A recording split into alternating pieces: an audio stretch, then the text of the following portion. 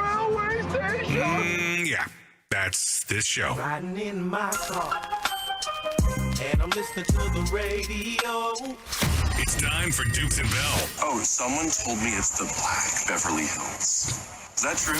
Driving in Atlanta just got a whole lot more bearable. Welcome to the party, pal. Hi, everybody. Carl Dukes and Mike Bell. The names that mean goodness. Say my name, you know who I am. Carl Dukes. I drink and I know things. Oh, don't question my authority, thanks. King Kong ain't got on me. Sometimes you just got to call somebody, and I'm not ashamed to say it. You know, And Mike Bell. I'm funny how? I mean, funny like I'm a clown. I amuse you. Won't you guess my name? Bring a pitcher of beer every 7 minutes till somebody passes out. And then bring one every 10 minutes, right? Get ready for the best 5 hours of your life. Fat, drunk, and stupid is no way to go through life, sir. Don't believe me, just watch. This is Dukes and Bell. Brought to you by Finley Roofing. We've got you covered. Atlanta's most trusted and recommended roofer. you know what? Why don't we start doing the stuff that other guys have done, other radio shows around the country? No. On Sports Radio 92.9, The Game. Atlanta! We're 2-0. It's Dukes and Bell on Sports Radio 92.9 The Game. We start off every day and every hour by saying, hey, man! It is a Falcon Monday, and we will celebrate as we do for the next 48 hours before we turn the page and talk about the Detroit Lions. But, Mike Bell, it was an improbable comeback yesterday because the way things were looking for the Falcons, down 12, I'll be honest, no one really expected the outcome to be the outcome. But this is why they play, and this is why you never give up on these teams, specifically our team. And, Mike, let's be honest. It's easy and has been to give up on the Falcons because this is the history of a team that traditionally, okay, it doesn't matter who the coach has been. Right. We don't find ways to win those games. Yesterday, we did. And that's the thing. I think that we took out, walking out of the Mercedes-Benz Stadium with a lot of folks. And by the way, Carl, I've never, just real quick, testament to how good the radio station is doing right now. I've never run into more 92.9 The Game and Dukes and Bell listeners than I did yesterday. And we had a great time. A lot of guys put the photos up on social media, but it was great. We can't do without you, as Carl says. Without you, there is no us. But the vibe I got was a year ago, 2 years ago, 3 years ago, we lose that game. Mm-hmm. We don't finish it. We are a second-half team. If we can just clean up – now, here's the thing. We'll talk about the Ritter, the good, the bad, and the ugly. Just clean up some of that stuff, bro. We can put 4 quarters together. We're going to be in the playoffs. Yeah, big shout-out to Arthur Smith. He'll be on with us on Wednesday. The balls of Arthur Smith to go for it on fourth down was huge. I thought the execution in the fourth quarter was completely different on both sides of the football. On the defensive side, when we needed stops, Dukesism when it matters most. And Mike, on the offensive side, when you needed to move the football and make plays to get in the scoring position. So there are a lot of positives, and I'm going to lean on those because I know many of you, as I said, on social media, X or Twitter or whatever you want to call it, some of you are still tripping. 2-0's 2-0. Now, with that said, there needs to be improvements. Last week, the improvement was, how do we get our number one wide receiver involved? Mike, told you guys Drake was going to have a good game. He had a really good game. He made some big catches. I thought they got him involved early. Right. And now this week we lean on, well, when's Pitts going to get involved? Because, Mike, we're heading into week 3, and people are wondering, when is he going to be the guy? Now, he helps you win that game against Carolina with a big catch, and he also moved the sticks and had some big catches in this one. But, to your point, just 2 receptions. I mean, that's not right. We've got to find a balance. I thought Mac Hollins made some big plays. I thought, look, Mac Hollins caught a touchdown. If you can tap your 2 toes. Bad call. If you can tap your 2 toes on the sideline or in the end zone, but you can't do it at the back of the end zone, I mean, you got possession. You can have a corner of the football over the pylon as a touchdown. You get the ball in your hands, Carl, tapping 2 toes. I thought the refs were just really a blank show yesterday. We're lucky we didn't get screwed even worse.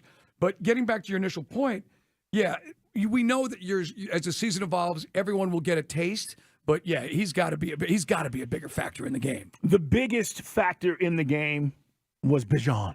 And Bijan Robinson continuing to show in just 2 short weeks how special he is. Who told you guys they were going to go get him? Me! Who told you guys he was special? Me! Who built this thing? Me! I got to tell you guys. We knew this was what was coming. We felt it. We told you guys it can't. Mike and I would tell you, he's doing special things, and you're seeing it. This is not a surprise, by the way, to the Falcons. It's not a surprise to anybody that's watched Bijan over the course of his young career, whether it be collegiately, he did this in high school, and now he's doing it in the pros. But, guys, we have a star. Jump on board now. There is room now. I don't want to hear you 2 years from now go, man, Dukes and Bell, I can't believe how good this guy is. Jump on board because Mike, he's going to help us win a lot of games. And more importantly, all those exciting, explosive plays we've been craving and wanting, he is going to do a lot of that for us. Right. And again, last night, I'm watching the game last night and this morning, because when you're at the stadium, we always say, you're confused. What happened? Was there an injury? What's going down? And then watching some of the things and I took some notes, and I'm saying, there were some throws that kind of left you. Did the wide receiver not go where he's supposed to go? Is it a miscommunication? Dave Archer always does a great job of breaking that down, because if the wide receiver didn't blow a responsibility, then some of those throws are inexcusable. So I'll give him the benefit of the doubt on that, but we'll hear more on the coach's show at 6. Ritter nearly threw 3. Then you throw that lob that he threw in the end zone. We were in that 1st and goal scenario. I still don't understand what some of that was about. But then he comes back and he throws that laser to Drake London. I mean, that's a pinpoint throw. Yeah. That's a pinpoint throw to Jonnu Smith. So he's threading the needle, and he's also doing stuff which you're like, well, can they fix it? Because he's showing you the stuff that got him drafted, and he's showing you the stuff that made him a winner at Cincinnati. Can they just simply clean up some of these things which leave you scratching your head? 404-726-0929. It is our Solomon Brothers Diamond text line. Follow us, guys. He's Mike Bell, ATL. I'm at Put 'em Up. See Dukes, the radio show. Is Dukes and Bell 929. Follow this radio station at 929 The Game. Stay up on everything that's going on. And, of course, you can always watch us on YouTube at 929 The Game. Whispers running our cameras, and on Twitch at twitch.tv/ATL929 The Game. And we can you can check us out there. Here's my deal, okay, with both quarterbacks. One, Jordan Love looked really good when things were going his way. When things stopped going his way, he choked up. In that last drive, guys, when they needed him, when that would have been Aaron Rodgers' time and people would not even have second-guessed what might have happened, he was 0 for 6 in that last drive with a 30 quarterback rating. He didn't do anything. He didn't put the team on his back and elevate. Meanwhile, our guy did. In the fourth quarter, when it matters most, Mike, he elevated the team. I get the mistakes, the overthrows, the misthrows, the miscues. But it's about winning time. It's about what you do when it matters. Right. And in the fourth quarter, when we needed those throws, when we needed his legs, when we needed his scrambling ability, Desmond Ridder was money. Mm-hmm. So I am on this, and I'm telling you guys, I know he threw for a few more yards than he did last week. I think it was 237. They threw the ball 32 times, Mike. That's where we should be. I mean, when you're talking about Desmond week to week, that's kind of where I think those numbers are going to be. But I got to tell you guys, winning is what it's about. Winning plays is what it's about. So I don't care what happened between quarters 1 and 3 because he made the plays in the fourth quarter. Now, Mike, if we lose this game, certainly I would be more critical. But I have to say, those winning plays elevated the entire team. Right. And as Arthur Smith said after the win over Carolina week 1, we're not going to apologize for a W. The defense got 4 big stops. The defense, they got nothing in the second. Go back and look at the fourth quarter. Look how the defense was getting them off the field. Jordan Love, remember, guys, he's played in about 8 played-in games, but he's only started 4 games in his career. And so he showed a lack of clutch. Carl just touched on it. He wasn't ready when the lights shined bright. He made some really stupid mistakes. He was overthrowing guys. He didn't have the football on a presumable quarterback sneak. They lost poise. So this team showed poise. And as I said to start the show, this is a game we lose in 18, 19, 20, 21, 22. We won this game. We're a second-half team. Obviously we got room for improvement. We got to clean stuff up. But this team, how could you not be excited with some of the things that went well, that worked? The other thing we got to mention, Mike, and we don't pat ourselves on the back. I mean, we're not those guys. But did you see Caden Ellis? Yeah. Did you see Caden Ellis? Did we tell you guys last Wednesday he was going to get that Dukes and Bell bounce? Shout out to Marcus at 342. He yells down for like 5 minutes. He got the Dukes and Bell bounce. He got it, baby. Let me hear Caden Ellis. 3rd and 11 at the Packer 39. Atlanta playing a shell 4, and Caden Ellis fires through and drops Love. I think Pitt should be on this show Wednesday. Yes. He needs to bounce. You got to make sure we book Pitts. He needs to bounce. Get Pitts. Or we'll just run to his locker. We'll get Pitts one way or the other. Yeah, man. I mean, look, this is what I thought Rashaan Evans was going to do a year ago. Kind of walk him up and then boom. And they had no one to account for him. That was awesome. We didn't get a pick. We came close. I thought A.J. Terrell should have had one. Yeah. But we did obviously show poise, and we showed the Nuggets when it was the game on the line down the stretch. This hour brought to you by the Man Cave Store. Up your Man Cave game, guys, this football season. Custom pool tables, theater seats, also shuffleboard tables for family, friends, fun. Visit mancavestore.com. It is Dukes and Bell. It's a Falcon Monday. Falcons 2-0 after beating the Green Bay Packers 25-24. We're going to talk more about it along the way with you. 404-726-0929. Jason Longshore is going to join us in about 25 minutes. When we come back, we'll get you caught up on the latest headlines, including UGA's win and why was he not there? We'll talk about it coming up on Sports Radio 92.9 The Game. Caden Ellis fires through and drops Love.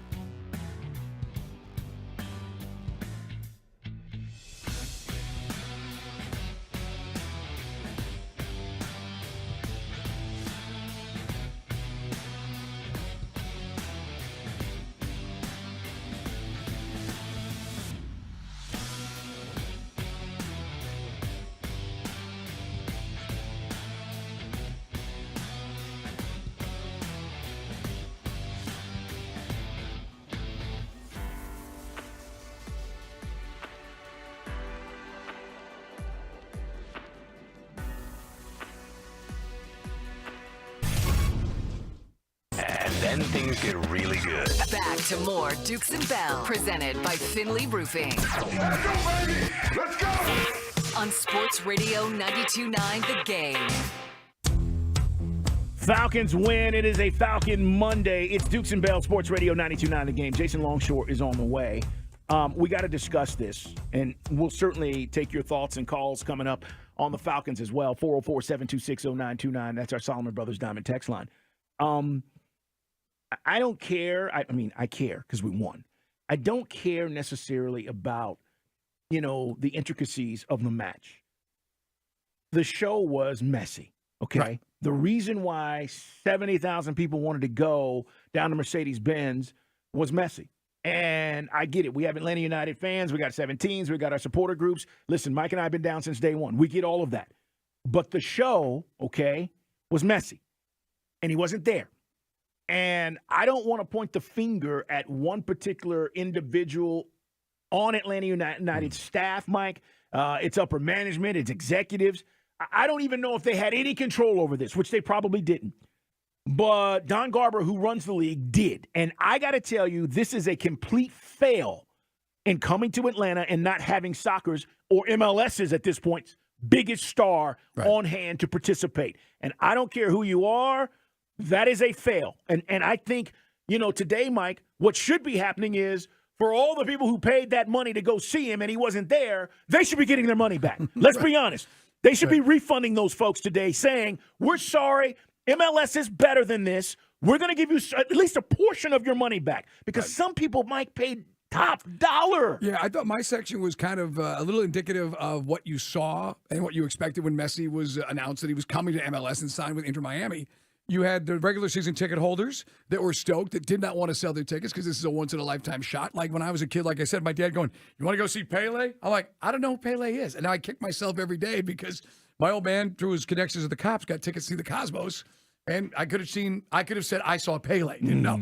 But needless to say, Messi is a global superstar, if not the number one guy on a planet. So here's the deal.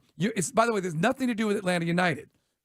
Now, could Garth Lagerwey have reached out to their general manager and said, look, we'll fly him up here if you guys are not planning on bringing him, just so we can do a victory lap around the field. People can at least get some pictures of the guy. I know, and even that would be cheap. But MLS, I think when you think of just this last week, we had Arthur Blank's $50 million donation to U.S. Soccer to make the new headquarters of the U.S. men's national team in the effort here in Atlanta. And it's the focal point for the World Cup. And you've got, to Carl's point, people, I had folks in my section came from Birmingham, from Knoxville. Some folks came from upstate South Carolina that were big soccer fans. Some originally from Argentina. Some happened to be of Spanish descent. Some were Cuban. Some were just American fans that want to see this guy. But they spent big money. And so that's the thing. Now, look, there was always an inherent risk when you buy that ticket, just as the NBA goes to that load management crap, which drives people crazy. But shouldn't Don Garber, the commissioner, have facilitated Messi be here? Because Atlanta United is special. The growth of MLS is because of Atlanta United, and you need to get people the man they wanted to see. So I think MLS dropped the ball. They did, Mike. And that's my point exactly, is the commissioner didn't do his job. If this was Roger Goodell, okay, and here's the difference between the NFL and MLS. You don't have these individual stars. We go see quarterbacks, but you don't have these individual guys that attract people the way soccer does. It's such an individual kind of thing where you have these mega stars. You might go see your team, but you're going to see that quarterback as well. And I think if this was Roger Goodell or if this was the NBA dropping the ball, I would be blaming their commissioner as well. I just think this is where they had it wrong. And I shame on them today. And I feel bad for everybody that spent a lot of money to go see that, because weeks in advance, Mike and I said, you going to go? I don't know, the ticket prices. And in that secondary market, the ticket prices continued to rise. Right. And some people made that last-second decision not knowing, okay? By the way, this is why the NFL has injury reports. All right? Right. If I knew the starting quarterbacks that I wanted to see were not going to play, I might not go to that game. This is why they do that. And for MLS to handle it the way they did, shame on them. All right, 404-726-0929. You guys can hit us up. And, again, I hope that maybe you get some of your money back, but it probably won't happen. Right. With that said, Jason Longshore is coming up here. We'll talk to him about that and the match, because it was a big win for Atlanta United, even though Messi was not there. Hey, Turtle Behind the Glass, he's executive producing and our engineer today. Let's hit some headlines. Strap in, youngins. Hitting the headlines with Dukes and Bell. Can I hear the Falcons' last call? Because it felt so good on Sunday. Touch of the knee by Ritter, and that will be that.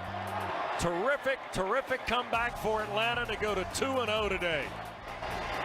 Desmond Ritter and Bijan Robinson engineer the offense. And the Falcon defense takes Green Bay 3 and out, and out on downs to end the game. You talking about my quarterback. How about this D, though, man? We couldn't get a stop. In the first, second quarter, third quarter, you're like, we can't get off the field when we need to. How much belief did you have going into that fourth quarter where we end up, as you just heard Wes Durham describe on the broadcast, along with Dave Archer, you get 2 critical 3 and outs, and then you get the stop on the drive that possibly could have won them the game. This team is so clutch. Defensively, and I know that we didn't get the sacks or the pressure you wanted unless we're dialing up blitzes. We talked about Caden Ellis earlier. But I just thought the defense bowed up. And, I know it was a completely different team last year under Dean Pease, a different coordinator, but that team did the same kind of stuff. Yep. And there are still pieces. I think Grady Jarrett's a big part of that. You got dudes, A.J. Terrell, we got pieces. This team, they got it better and they got it together in the second half. If you take away the miscues, if you could get a touchdown, early in the game, that puts more pressure on Love, who then folded because of the pressure we just talked about. Yeah. We made some really big blunders in that, you could argue, in the first half. And in the first possession of the second half, we still found a way to win the game. And that's the most important thing. You're talking about my quarterback. Can we hear Kirby Smart? Mike, we're going to talk about the dogs of Connor Riley. Talking about second halves. I said this. First half, Carson Beck was not impressing me, okay? As a dog fan, you're watching this and you're going, we're kind of lackluster out there. There's nothing popping. Then he came out in the second half and looked like a legitimate threat at quarterback. He's making plays, Mike. He felt comfortable. Right. Here's what Kirby said about his team after the game. There's lots that we can talk about. They got to do better. Lots. Starting fast. Starting better. What's causing it? Why are we doing it? And the world has questions and all these things. And you know what? I found out a lot more about my team today than I did any other day this year. Okay. I guess he's talking about the resiliency and the ability to come back and put your foot down and make some stops. Listen, there was a lot in that game. Kudos to South Carolina. Mike, they played better than expected. By the way, it was a 4-touchdown game, and they didn't allow that to happen. No, man, and we talked about the defense and how they really didn't have playmakers in the trenches. They were physical. I mean, that's where I love Shane Beamer. And, look, I think Georgia fans, you got to appreciate and certainly – you got to respect the physicality that South Carolina brought, because that's one thing you can always try to outwork your opponent. So they were physical, they were tough. Spencer Rattler, now again, Rattler's, isn't he always a quarterback, a tale of two halves? Right? Listen, in those first few drives, he was unbelievable. It looked like he was going to throw for 500 yards in that game. But then Georgia did rally and make some things happen. I know that Carson Beck, I still think people are a little nervous when it comes to Bobo and Beck, and that's its own argument. But this is an SEC win, and a tough. You were down big time, and this was the big fear. What happens when Georgia and Carson Beck are down by 2 scores? And that's exactly what you had to battle back from. Yeah, Mike, boy, I'm kind of with Kirby on this. They showed me a lot in that second half. Listen, this team, is it as good as last year's team? No. Is it as good as the team 2 years ago that won the first Natty? No. But they can grow into it. They can become that. Just from what I've seen. And the reason why I say that, guys, is those two teams were dominant. You saw it. There was no arguing. You didn't have any reservations about, we might not. You had some reservations Saturday. That is why I'm saying that. But this team can grow into that, and I think that's what Kirby and his staff are going to try to get done. We'll talk some more college football with Connor Riley coming up. Headlines brought to you by ATL Live Well. Don't let low testosterone keep you down, guys. Visit ATL Live Well today. Atlanta United beats Miami 5-2, and I guess the caveat, Mike, is without Messi. But it was a really exciting, entertaining match, and all the young guys, we talked about the moves that went down at the transfer window, are really paying off. You got a bunch of new studs, new faces, everything from the guys we've already seen, like Yorgos, to Muyamba, to Saba, from the other Georgia, the one on the Black Sea. So all these dudes were contributing, and it was an entertaining match because of Tata, our former coach, styles make these fights, Carl. I know that everybody, aside from the grumpiness about not, seeing Messi and paying top dollar, was you get 7 goals and end-to-end action with constant attack on both ends. I agree, man. Let me hear Tyler Wolf's goal, please. It actually deflects off Silva back to Kamal Miller, who then gives it away to Saba. Saba coming down the middle now. Saba to the top of the 18. Saba ahead now to Wolf. Shot! Score! Want to clinch the game? Ask the Wolfman. 5-2 Atlanta. Great one. No, ask for Donna. No, ask for the Wolfman. I love it, man. For those Chris, you know the reference? The commercial. Chris, for those that are transplants, it's a long-running TV commercial in the Southeast from a furniture store. But anyway, good stuff. Conti making pop culture connect with what's going on with Atlanta United. Jason Longshore is on the way. Hey, one thing we did see this weekend, and congratulations to Matt Olson. Braves get swept. We know the circumstances we're in. They're back home. We'll talk with Grant coming up a little bit later on. Are you worried, though, about losing the number 1 seed? Because, for argument's sake. Yes. I'm not talking about the National League. I'm talking about the Orioles. Overall. Having home field advantage the whole way through. Overall, absolutely. This is why I said I don't want to slow down. We want to go into the playoffs with some momentum. But Matt Olson breaks the single-season home run record. Congratulations to Matt for doing it. He's walked and singled today. High in the air. Right center failed. There goes the record setter. Number 52 for Matt Olson.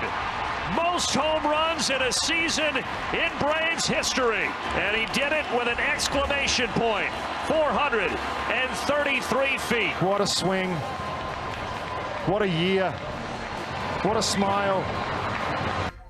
And I tell you what, man, you gave up, 11 plus 9 is 20. You gave up 36 runs. I wouldn't mind seeing Peter Moylan out there. What a year. What a year. What a year. But, 36 runs against the Marlins. Look, I'm not going to fret because we still got a few more weeks of this to get through. But you want momentum. You want a form of confidence. The Phillies are coming here. I don't want to see these things. I don't want slippage. Okay, no slippage. What a smile.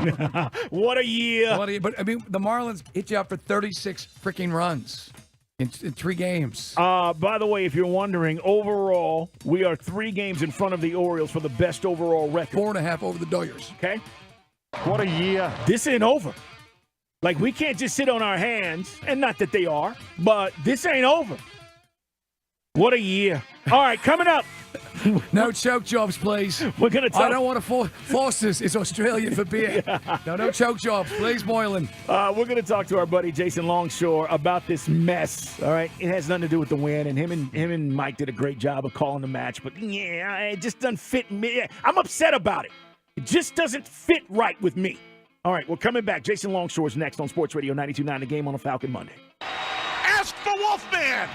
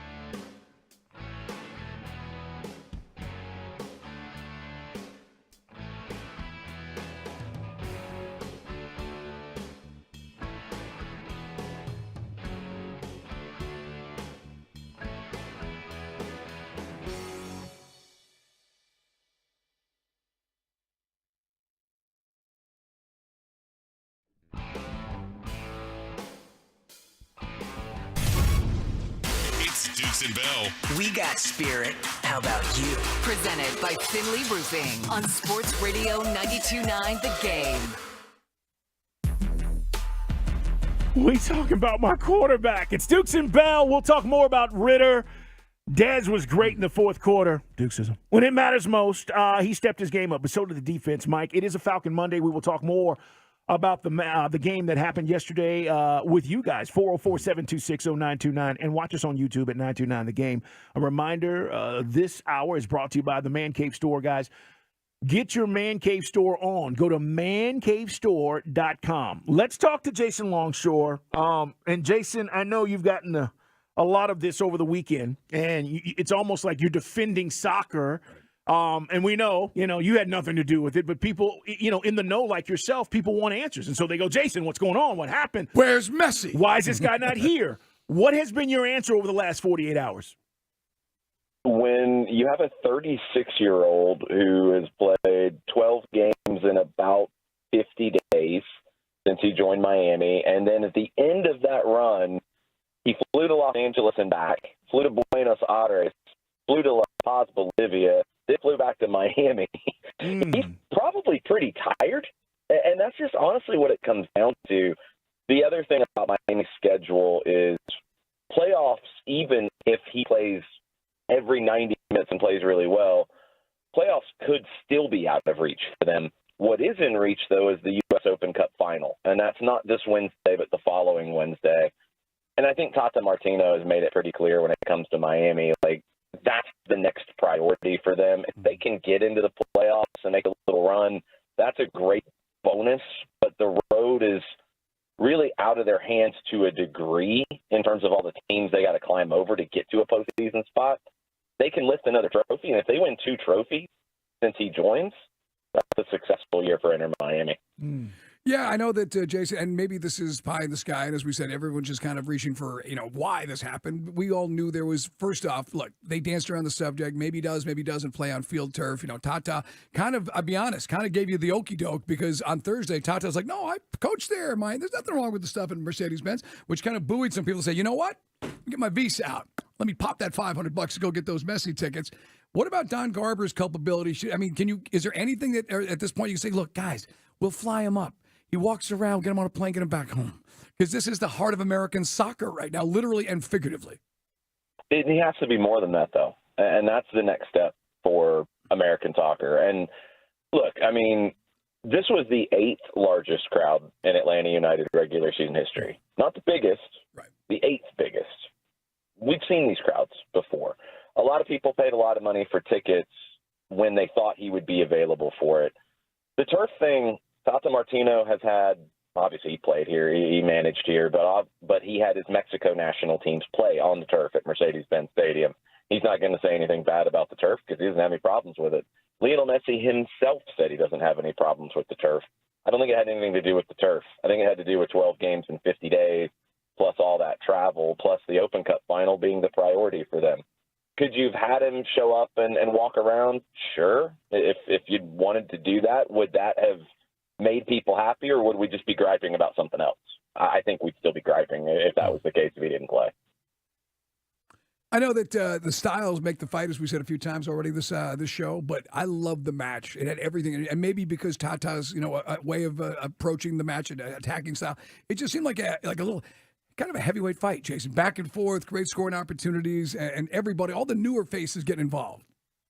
I like teams that want to play. And look, Tata Martino's teams always wanted to play. They wanted the ball. He would do different things about how he would get it, or different things about how he presses, or traps, or how high the aggression line is, those kinds of things. But his teams want to play, and obviously Gonzalo Pineda's teams want to play. So, it's the same thing both ways. Like when you have teams that want to play, a lot of times you can get a really compelling game out of it because one team has to adjust. We saw this in the game in Fort Lauderdale between these two teams, where that game Miami dominated the possession. Atlanta didn't adjust to that well enough. This game, Atlanta dominated the possession in the parts that it mattered, and Miami didn't adjust to that. Later in the game, Atlanta's able with the lead to sit a little off of the ball and hit on those breaks and be very dangerous in open field, but they had already taken control of the game with that flurry late in the first half. It was a wild game. I mean, when Miami gets the opening goal against the run of play on an absolute golazo, maybe one of the best goals you will ever see live from Leo Campana, you get that kind of aching in the pit of your stomach, like, oh, man, it's going to be one of those games where you outplay them, but they get a goal like that, and they end up getting the win. The response was amazing. The 3 goals in 8 minutes was just incredible performance, and the last one is what capped it off to me. Now, you got your designated players all to combine for a goal in the second half when Saba Lobjanidze came into the game. But that third goal in the first half, where it starts with Luis Abram with a great ball from a center back position, splitting the lines, finding Xande Silva. Silva then lays it off to Caleb Wiley, who was outstanding all day long. Caleb Wiley wanted to fight all of Miami, it seemed like. It was great. I love the edge that this kid has in the team right now. He takes off, puts in the cross to Brooks Lennon, who Brooks Lennon is playing at a MLS best 11 clip. I feel like I say this every couple of weeks with you guys. Brooks Lennon does not get enough love nationally and locally. He is that good. And he had a couple of opportunities that they tried to find him when he came inside. They got him this time, and he puts it home. And that goal, with 4 guys combining who are not your designated players, that says what this team is turning into. It's going to be a problem for other teams in the Eastern Conference if they can play like this. How much confidence do you have, as we visit with Jason Longshore, that the team is taking the turn, the personnel is here, and we can do some damage in the playoffs? A lot of confidence, because I didn't think they were that far off to begin with. It was little things that were holding them back, and a lot of times it was just those defensive mistakes. Now, you gave up 2 goals here, but it doesn't feel the same way, does it? Because one of them is just an amazing goal. It's amazing individual play from Campana. You got to tip your cap to that. And the second one's a penalty that is pretty harsh and honestly probably could have done with a little more of a review, because I thought it came off of his arm that was tucked into his body and then deflected into the other arm, which you saw the exact same kind of sequence in Charlotte on the same night on Saturday night, and it wasn't called because of the deflection. I thought it was harsh on Luis Abram.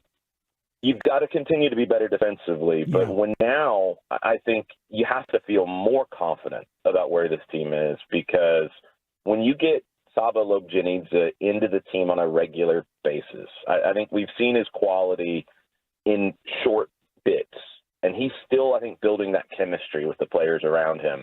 But when you get Saba, Thiago, Xande, Yorgos, that attacking quartet, that's dangerous. Tristan Muyamba and Mateus Osechu. I mean, Mateus Osechu was 5-5 on tackles on Saturday.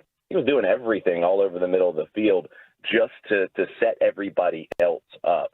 And this back line has been better with Miles Robinson and Luis Abram at center back. And then one of the biggest underrated moves of the window, and Gonzalo Pineda gave Carlos Bocanegra a ton of credit for what he did in the summer window. Completely agree. It's transformed what this team can be. One of the biggest underrated aspects of that was getting Wiley and Lennon back to fullback. You're better defensively, and they can still get forward and help the team in the attack. But those are 2 players who, when they play in that position consistently, they're very good 1v1 defenders. Jason, it's always good, man, to have you on. It was a big win this weekend. We look forward to talking about what we do against D.C. on coming up on Wednesday. It's going to be, listen, guys, this team went from we're not sure to Jason's point to we got a shot to do something in the playoffs, and that's exciting. So, Jason Longshore, we will talk to you soon, man. Thanks so much. Thanks, y'all. All right. Cool, man. Yeah, as I said, once people got past the shock, once the news was out, Messi wasn't playing. The match, though, was great. But, yeah, there were still some folks who were really ticked off. And Absolutely. I think deservedly so. No doubt. All right, guys, it is a Falcon Monday. Our Falcons win, come from behind fashion. Our quarterback was better in the fourth quarter than their quarterback. Facts. Our quarterback knows if you're going to do a quarterback sneak, you must have the football. Now, I don't know why we would do a hard count. We were trying to do a quarterback sneak, which got our own offensive line to jump off sides, which had Arthur going absolutely icky-baluki. But we'll talk to Coach on Wednesday. You'll hear him with Dave Archer in the Coaches Show at 6 right here. Yeah, that's coming up tonight. And I'm looking forward to hearing from Arthur Smith. By the way, has your respect level changed a little bit? Listen, he believes in his convictions. I told you guys when the draft happened and everybody's like, well, they're drafting a running back. They believe in their convictions. They believe in what they're doing and what they're trying to get going here. And, Mike, it was no secret. I don't think after he made the decision to go for it, like, this is who we are. We're in those situations. We're going to be aggressive. Guys, why are we going to give the ball back to these guys?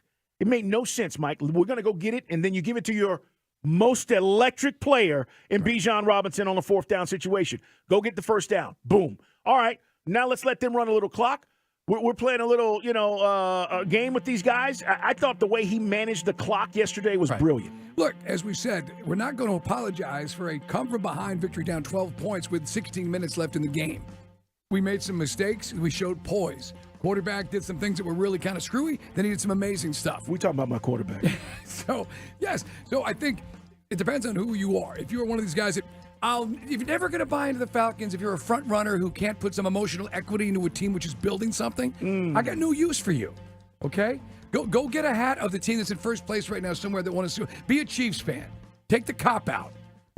Falcon fans are loving this. Watching those Packer fans, my wife's like, will you stop this? Rolling down Marietta Street, I'm like, go Pack, go! Oh, yeah. Bye. Adios. Yeah, bye-bye. And by the way, how do you Packer fans even know what happened?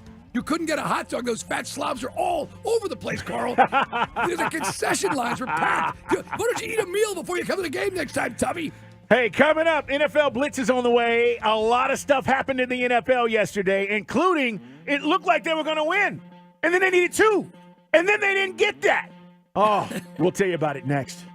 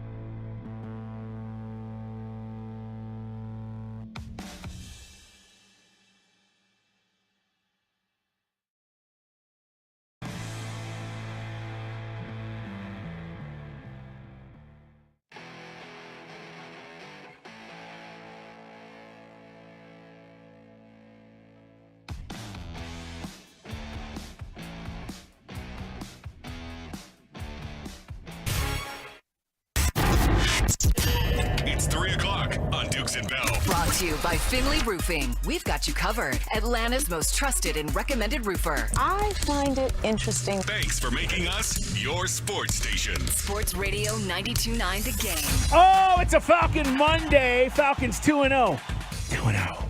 Hey, we've got a 4-pack of tickets to the NASCAR Fall Series Cup.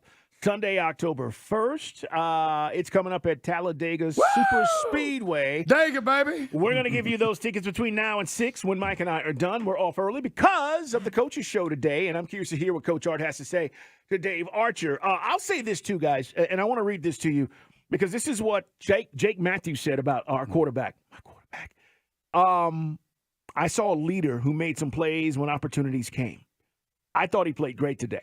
The way he led in the huddle, called the plays, you could tell we were confident and on the same page. I have high praise for him. That is from our left tackle, Jake Matthews, who's been in the league. He's the longest tenured offensive lineman. You guys know he's been here forever.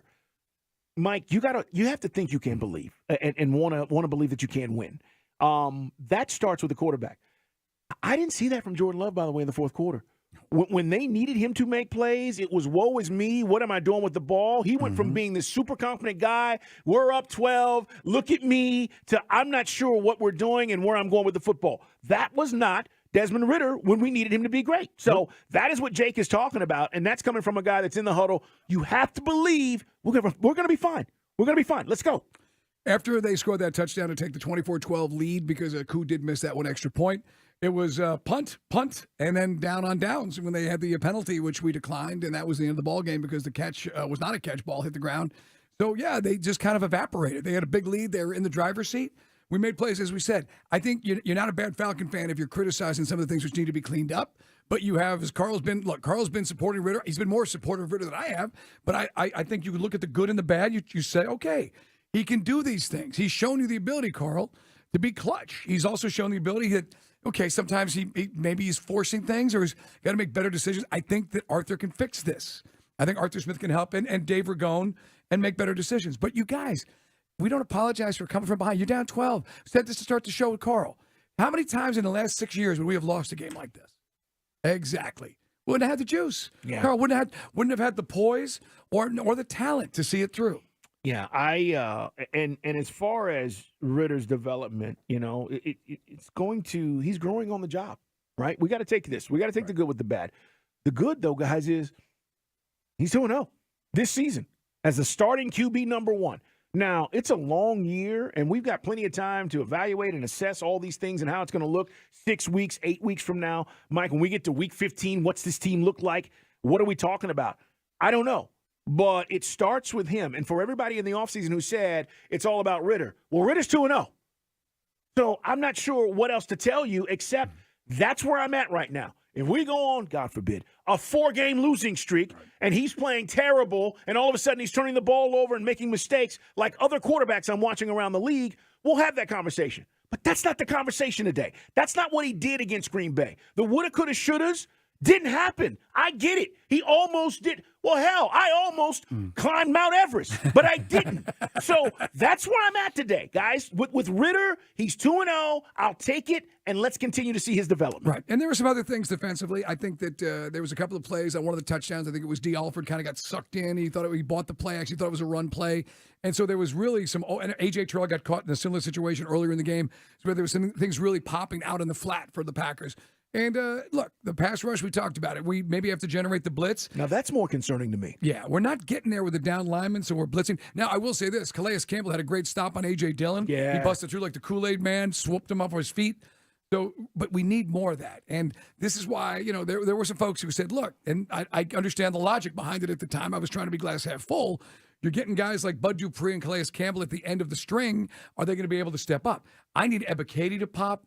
I mean, I thought Onyemata and Grady were doing a great job. They did. Did you see the eyes on the edge got to step? The interior line is so much better than it was these previous years. It just is. So this just in, the Chiefs and Patrick Mahomes have restructured his agreement, Mike, giving him $210 million between 2023 and 2026.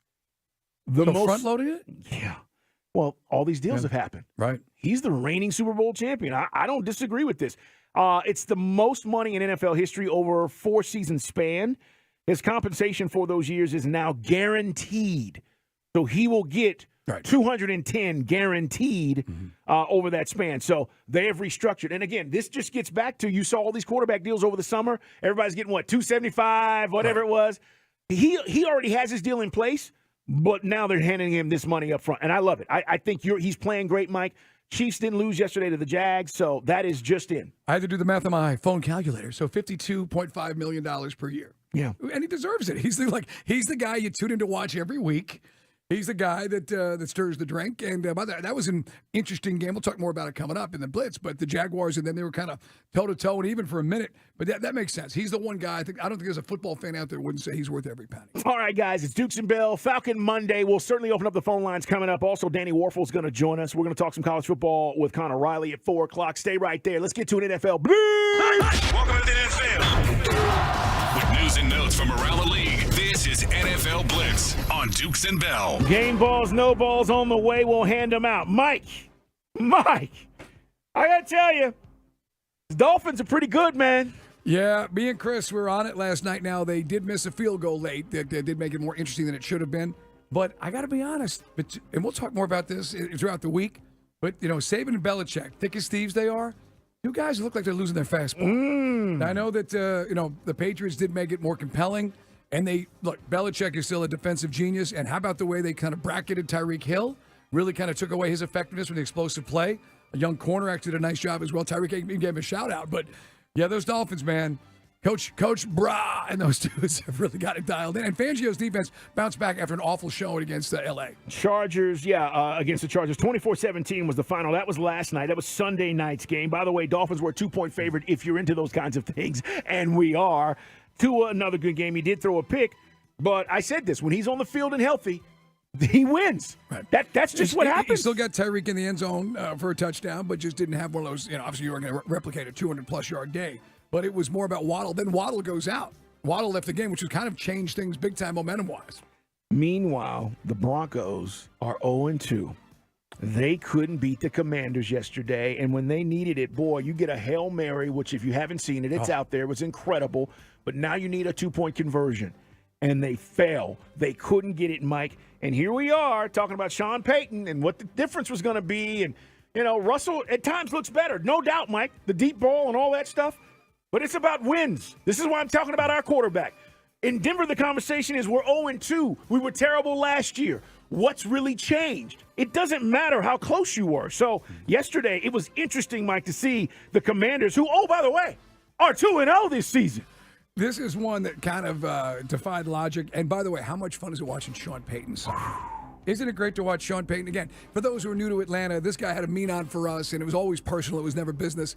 And no one debates his ability but to be a great coach. But the resurrection of Russell Wilson, I don't know about that. The Commanders just got after it. They were physical, too. I mean, you talk about the kind of Ron Rivera team that he wants, the physicality side of it. But the Hail Mary aside, they were dead in the water. And this Broncos team, are we watching Russell Wilson just disintegrate before our eyes? How though? What happened? You know what I mean? So was he literally because I was under the impression for about 3 years after the Legion of Boom started to kind of slip away because of free agency. I thought he was putting on his back. Yeah. And now it doesn't look like he can do that. Now three touchdowns and a pick and 308 is certainly respectable. They sacked him 7 times, by the way. Yeah, that's the problem, Mike. He's running for his life. Listen, I didn't think they'd be any good. Many people didn't think they'd be any good. They are also 2-0 in our division, and I'm talking about the Tampa Bay Buccaneers, guys. Baker Mayfield, 317, a touchdown yesterday.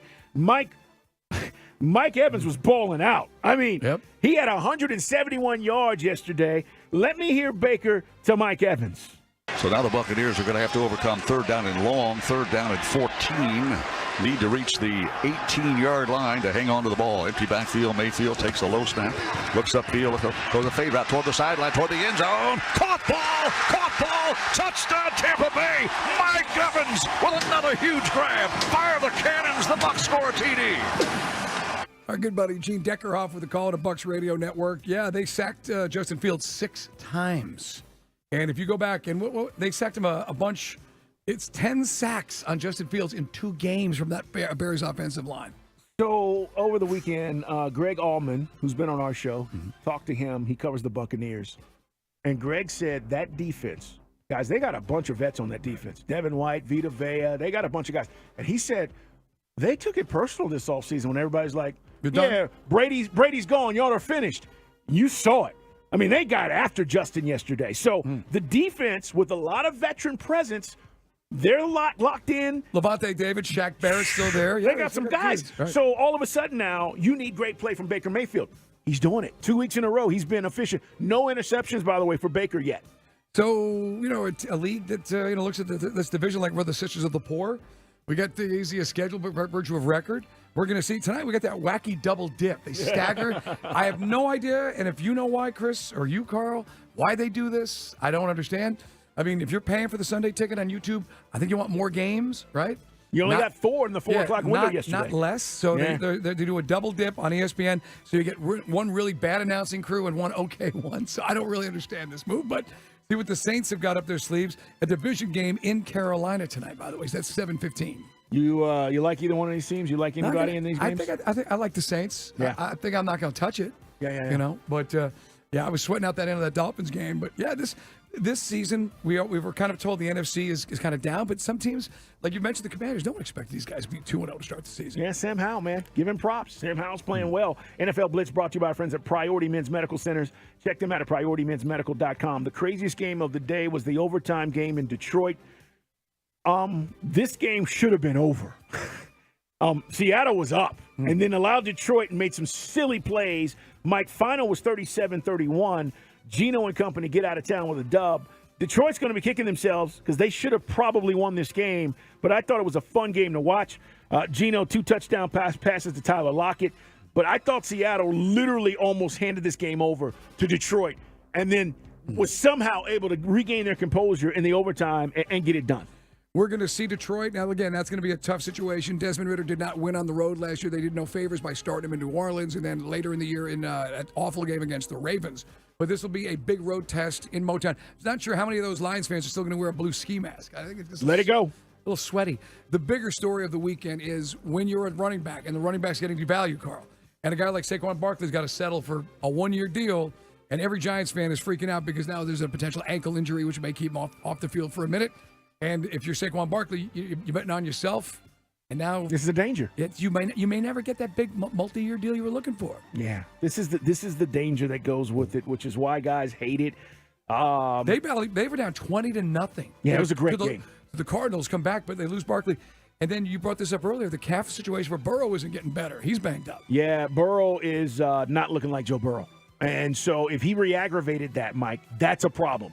Cincinnati, and we said this. Do you remember we had this conversation? I think it was Chase who said, I want him healthy. Right. And I was like, he can't miss the first 5 weeks of the season. You might be 1-4 and behind the 8 ball. They might be 1-4 either way with Burrow playing the way he is right now. So, yeah, man, there are a lot of question marks. I'm reluctant to say this, Mike, but I got to say it. We're going to get to game balls, no balls. Dallas Cowboys have the best defense in the league.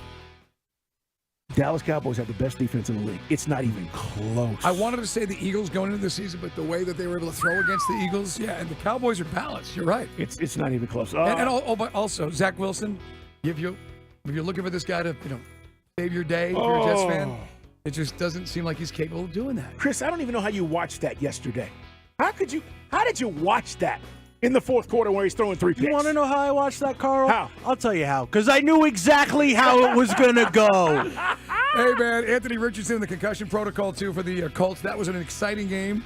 A ton of passing yards for C.J. Stroud, but no win for the Texans. All right, we're going to hand out some game balls, no balls. There were some great performances yesterday, some big wins, and we'll let you in on who we liked and who gets no balls next.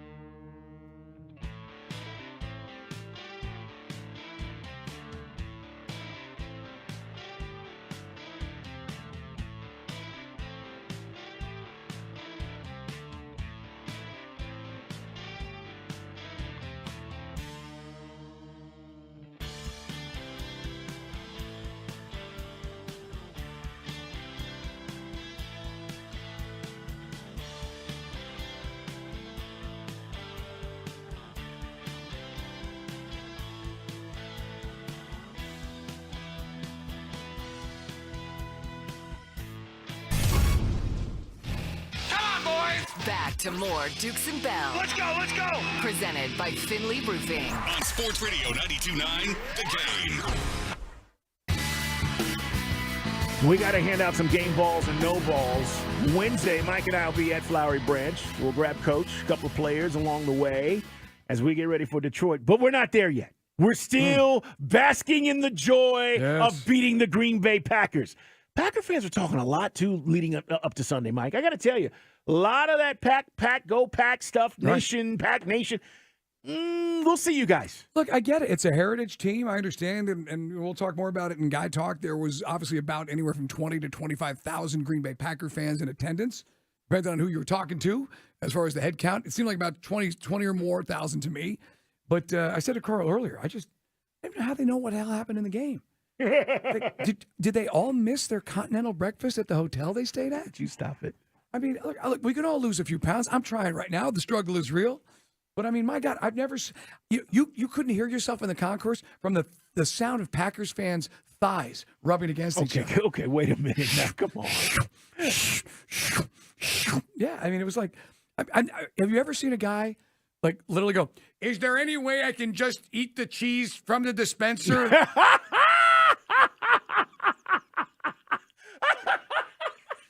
Come on. Hey, Bob, no, it's no cash. It's only credit cards. You want 6 kielbases? I mean, seriously, how can you watch look, I have a drink, and I get my drinks. Sometimes I chew 6. I mean, the guy's like, well, how did you see them out there? I go, because during a TV timeout, I'll tell you a good thing. This is a good, helpful hint for you at your first NFL game at Mercedes-Benz. Arthur Trish, our old producer, he's the guy in the green hat and the guy next to him with the orange gloves. And when he's on the field, depending on either end of the visitor side, usually about the 20, when you see him on the field, that's when you know it's a 2-minute, 3-minute half. It's a 2.5 to 3 minute commercial break. So if you see that guy, that's when you go hit the head. Go to the bathroom. I'll go get your beer and come back. Or your cheese. Right. But every time I went out, it was just an endless line of green and yellow clad slobs. Give me 4. These people live like animals, Carl. It's like animals. There's a lot of talking going on. Either way, we will bask in this glory for the next 24 hours. And as we said, Wednesday we'll be up at Flowery Branch. And by the way, the Lions, the way they lost, they may be mentally drained. I don't know how that affects them. It's a tough game. It was. That was a tough game. So you just never know, guys, when you go on the road in these situations. Detroit, they felt like they should have probably won that game yesterday. All right, let's hand out some game balls, no balls. Here were a few performances that we absolutely loved. One, of course, has to do with Lamar Jackson, Mike. I mean, the Ravens, man, say what you want. They go handle Joe Burrow and company, and Adam Schefter saying Joe Burrow, Zach Taylor, their head coach, told reporters that it's hard to say whether Joe Burrow would be ready to play next Monday night. That's their head coach talking about the Rams matchup due to his aggravated calf injury. Also, we just found out that Jalen Waddle is in concussion protocol. He'll probably miss the next game for the Dolphins. So this stuff is coming out, guys, coming off of Sunday. And Copycat League, be curious to see how many teams have the ability or the people, the personnel, to kind of do what the Patriots did yesterday. Now, Tyreek Hill still scored a touchdown, but they limited the blow-off-the-top type stuff. Absolutely. Let's give Lamar Jackson and the Ravens a game ball. Listen, everybody said that offense should be better. Todd Monken and company, they get a game ball. Game balls. Jackson takes the snap, rolls to the right, throws. Mark Andrews, goal line, breaks the plane, touchdown Ravens! Mark Andrews, his first touchdown of the season, and the Ravens extend their lead in Cincinnati. We're going to need everyone. We showed that today. You know, everyone touching the ball, getting yards after the catch, keeping the chains moving. We're going to need everyone, you know, praying that everyone stay healthy and we just stay locked in. People were asking me, my Ravens fan buddies, does Monken want Lamar Jackson running less? Well, he did move 12 times. Some of it, you know, they did. I wouldn't say they shadowed him, but he just didn't have that explosive move. His longest carry was 12 yards, but he went for 54 yards, threw for 237. But most importantly, there were no turnovers. And so, you know, that's obviously huge because sometimes, you know, Lamar will put it on the deck or turn it over and throw a pick. But big win, as we said earlier, Joe Burrow with that calf injury. Yeah, the Bengals, man, you know, you start at 0-2, your odds of getting to the Super Bowl go down, down, down. Mike, I don't trust Brandon Staley. And if you were just telling me yesterday, based on coaches, Mike Vrabel over Brandon Staley, I would have took Vrabel. That's why Tennessee won. 27-24, overtime, and it took this to get it done. Game ball. Game balls. Morgan Cox to snap. Ryan Stonehouse to hold. And the kick. Good! Yes! Yes! Yes! The redemption of Ryan Tannehill on a Sunday that started sunny, ended with rain, and saw the Titans beat an arch nemesis. Some guys create with clay. He creates with words, Carl. It's just Mike, like Walt Whitman. Like Walt Whitman doing. Mike, how are you losing these games with Justin Herbert and Keenan Allen Because and all these guys? I said this. I thought first off Sean Payton should have gone there. Whatever, but this guy's not the dude. I thought the other coach Lynn maybe should have got another year, but they moved on from him. And this guy again, the Spanos family didn't know what they're doing anyway. But this guy is not the dude. You're squandering tremendous weapons. You got wide receivers. Before Keenan Allen gets hurt again, you got Herbert. You're right. You got to get the most out of these dudes. It's unreal. Hey, let's give a game ball to the Seattle Seahawks. Gino! Game balls. Gino is looking. Now he throws far side. It's Lockett. Does he reach the ball across? He does! Yeah. It's over, baby! Touchdown! Seahawks! Tyler Lockett on a little pass out into the right side flat. Reaches the ball across the pylon.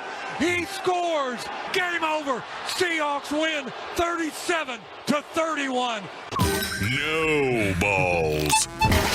I wanted to take it as it came, and here's what I knew. They had 2 timeouts, and I did not want to give that ball back. That was number one, do not give this ball back. Number 2, can we get down there far enough to score a touchdown? Interesting strategy. That is a bold strategy, Cotton. Let's see if it works out for the Lions. Dan Campbell. Yeah, now this was, I think this and the Giants game were probably 2 of the more entertaining ones with the Cardinals with the comeback. But this one was like a punch after punch. And unfortunately for the Lions now, as you said, are they going to be a little spent emotionally, going overtime and coming up short? It's still a tough place to play because their crowd's juiced. They have expectations now with the squad. But, I just curious to see it. Now, Ritter can't throw those kind of interceptions or those kind of bad decisions. Don't say that. He didn't throw interceptions. No, he threw 3, 2 were dropped. He did not. He did not throw interceptions. He did not throw. You are projecting that he threw 3 interceptions. He did not. I can't speak to Jair Alexander or Quay for just hit him right in the chest. But either way, clean that stuff up. But you're getting the Lions maybe a little bit in their bag. Let's give a game ball to Patrick Mahomes. They come back after the loss, speaking of the Lions, on Thursday night to open the season. Kelsey back, Chris Jones back. They go on the road and beat Jacksonville. Game ball. Game balls. Snap back to Mahomes. Rolls to his right side. Now throws it for Kelsey. Wide open in the end zone. Touchdown! Kansas City. The 47th time that Patrick Mahomes has found Travis Kelsey in the sweet nectar of the end zone. That's an all-time Kansas City Chiefs record quarterback to a pass catcher. He's going back to the basics, going back to the fundamentals. I was telling Ted, if you play bad and win, it's a lot better than playing bad and losing. So I was glad we found a way to get a win at the end of the day. But obviously a lot of stuff that we have to get better at. We got to get West in here. We're going to joke around with West about trying to use more flowery language now. Sweet nectar? Sweet nectar of the end zone. That's great. You're West like Bijan Robinson. He chose the road less traveled and the journey. I mean, we're getting some serious literary bumps here today. Anyway, we know that we're the exception in the NFL. We run the football. The Titans ran it with Derrick Henry. Didn't get to the century mark. They did get Pacheco for 70 yards in this game. They did. So they had 12 carries with him. Etienne was on pace for a good game. They started cramping up. I don't know how you do. You play in Florida, son. But Travis Etienne just rushed for 40. So you're looking at some of these rushing totals around the league. It's back to what we all know it is. It's a passing league. But teams kind of reverting to what they're supposed to be in week 2. Like some people say week 1's a fugazi, Carl. It doesn't show you the total picture. Yeah, I agree. Buffalo bouncing back, Mike. After getting the Raiders. They got humiliated, and then they put up 38 on the Raiders. Let's give a game ball to Josh Allen for bouncing back, man. Game balls. Cook to the left of Allen in the shotgun. There's the snap. Has time. Going to roll out to his right. Max Crosby in pursuit. Back across the field. Complete to Gabe Davis for the touchdown. 4th and goal. And it's a 2-yard touchdown reception by Gabe Davis in traffic. Mercy. The thing is with this game, man, it gives you the lowest lows, it gives you the highest highs, but I love feeling how I felt last week. I really do. Because it makes the good feel that much better. Love feeling how I felt. The song? I don't know, it could be. The other one, not a game ball, because it's about what you'd expect in a 49ers-Rams divisional matchup, but Christian McCaffrey for fantasy owners, 20 carries for 116 yards and a touchdown. Also, obviously doing what he does in the air, 19 yards. The game itself, though, no touchdowns for Brock Purdy, but 2 interceptions for Matthew Stafford. As the Rams, just kind of scuffling, 1-1. Yeah, no doubt. And for 49ers, I mean, if you are a Christian McCaffrey owner in fantasy, he's just crushing it. I mean, this is why when people are talking about who's the first running back, I would have taken McCaffrey number 1 overall just because of his value, what he does in the passing and run game. In our fantasy league, my wife beating up on the guy who wanted the trophy, even though we split the pot last year with Bijan Robinson. She got it. She took Bijan before Christian McCaffrey, which raised some eyebrows. But Bijan with his first 100-yard rushing day in the NFL yesterday. Game balls. It was big. It was big. All right, guys, coming up, we got a lot more to get to. It is a Falcon Monday. Yeah, Man, No Man is on the way, and we hope you enjoyed some ice-cold Hey Man Ale over the weekend. Thanks for all the picks. Hashtag Dukes and Bell Tailgate at home. I did those beef ribs. Delicious. They were unbelievable. Connor Riley is on the way as well. And by the way, we put those best pictures, the best ones, on our Insta, so go check those out. Connor Riley from Dog Nation. We'll talk about what the dogs did and what they didn't do coming up at 4 o'clock. Yeah, Man, No Man's next.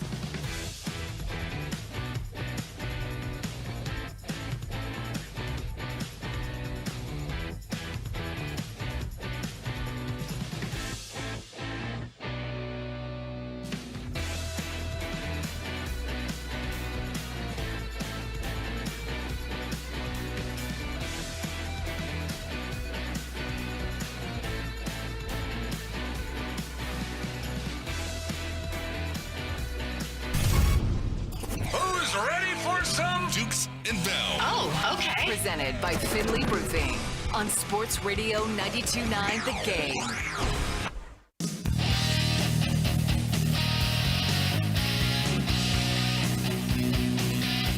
Hope you are enjoying the start of the season. Listen, we could be in Cincinnati right now, okay? There are a bunch of places right now that are 0-2 that are reeling and wondering if their team's going to be able to turn it around. And we said this statistically, all right?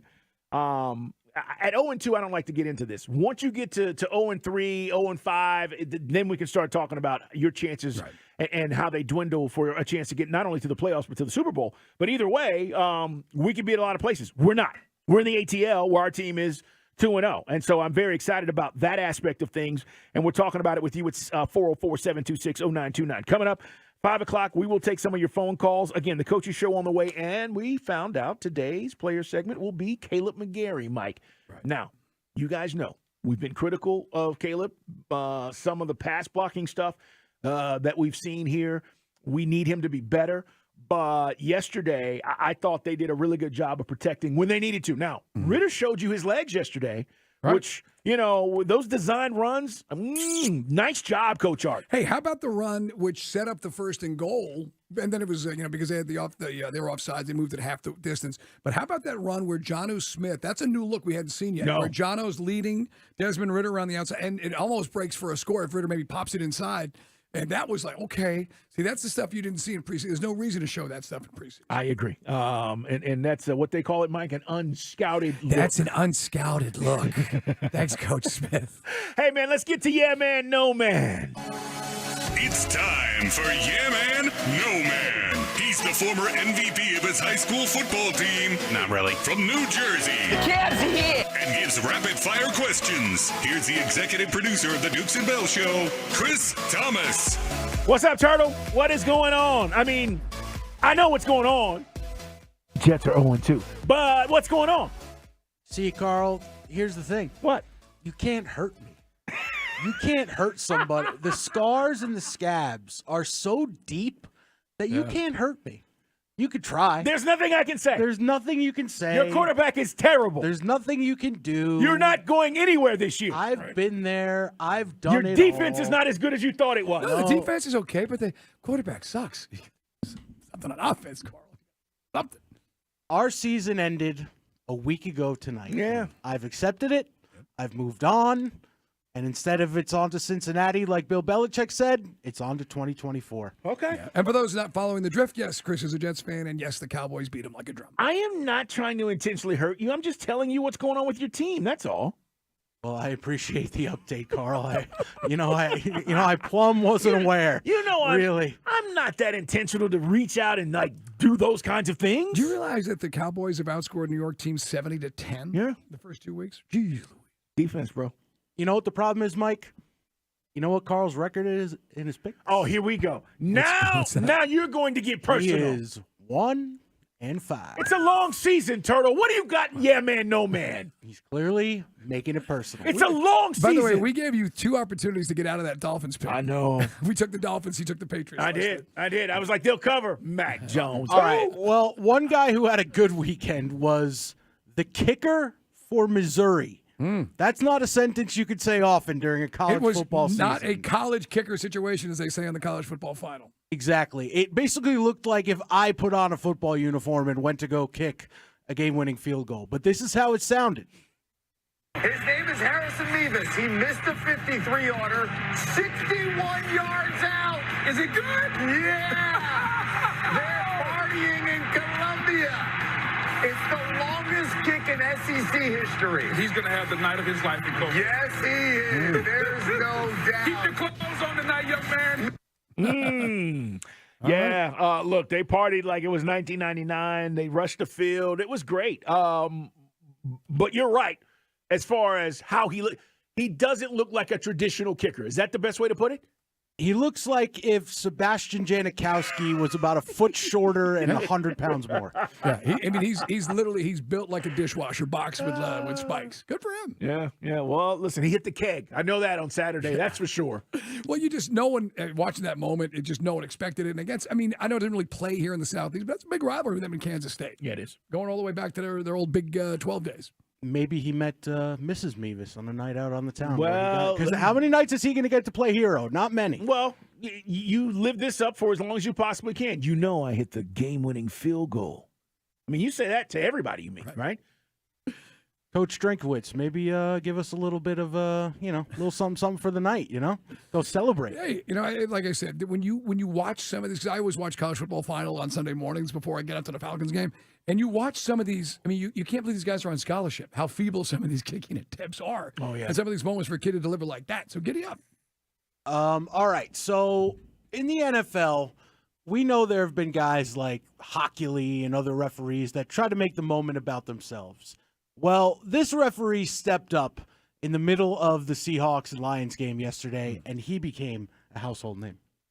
Intentional grounding, offense number 7. It's a 10-yard penalty. I'm talking to America here, excuse me.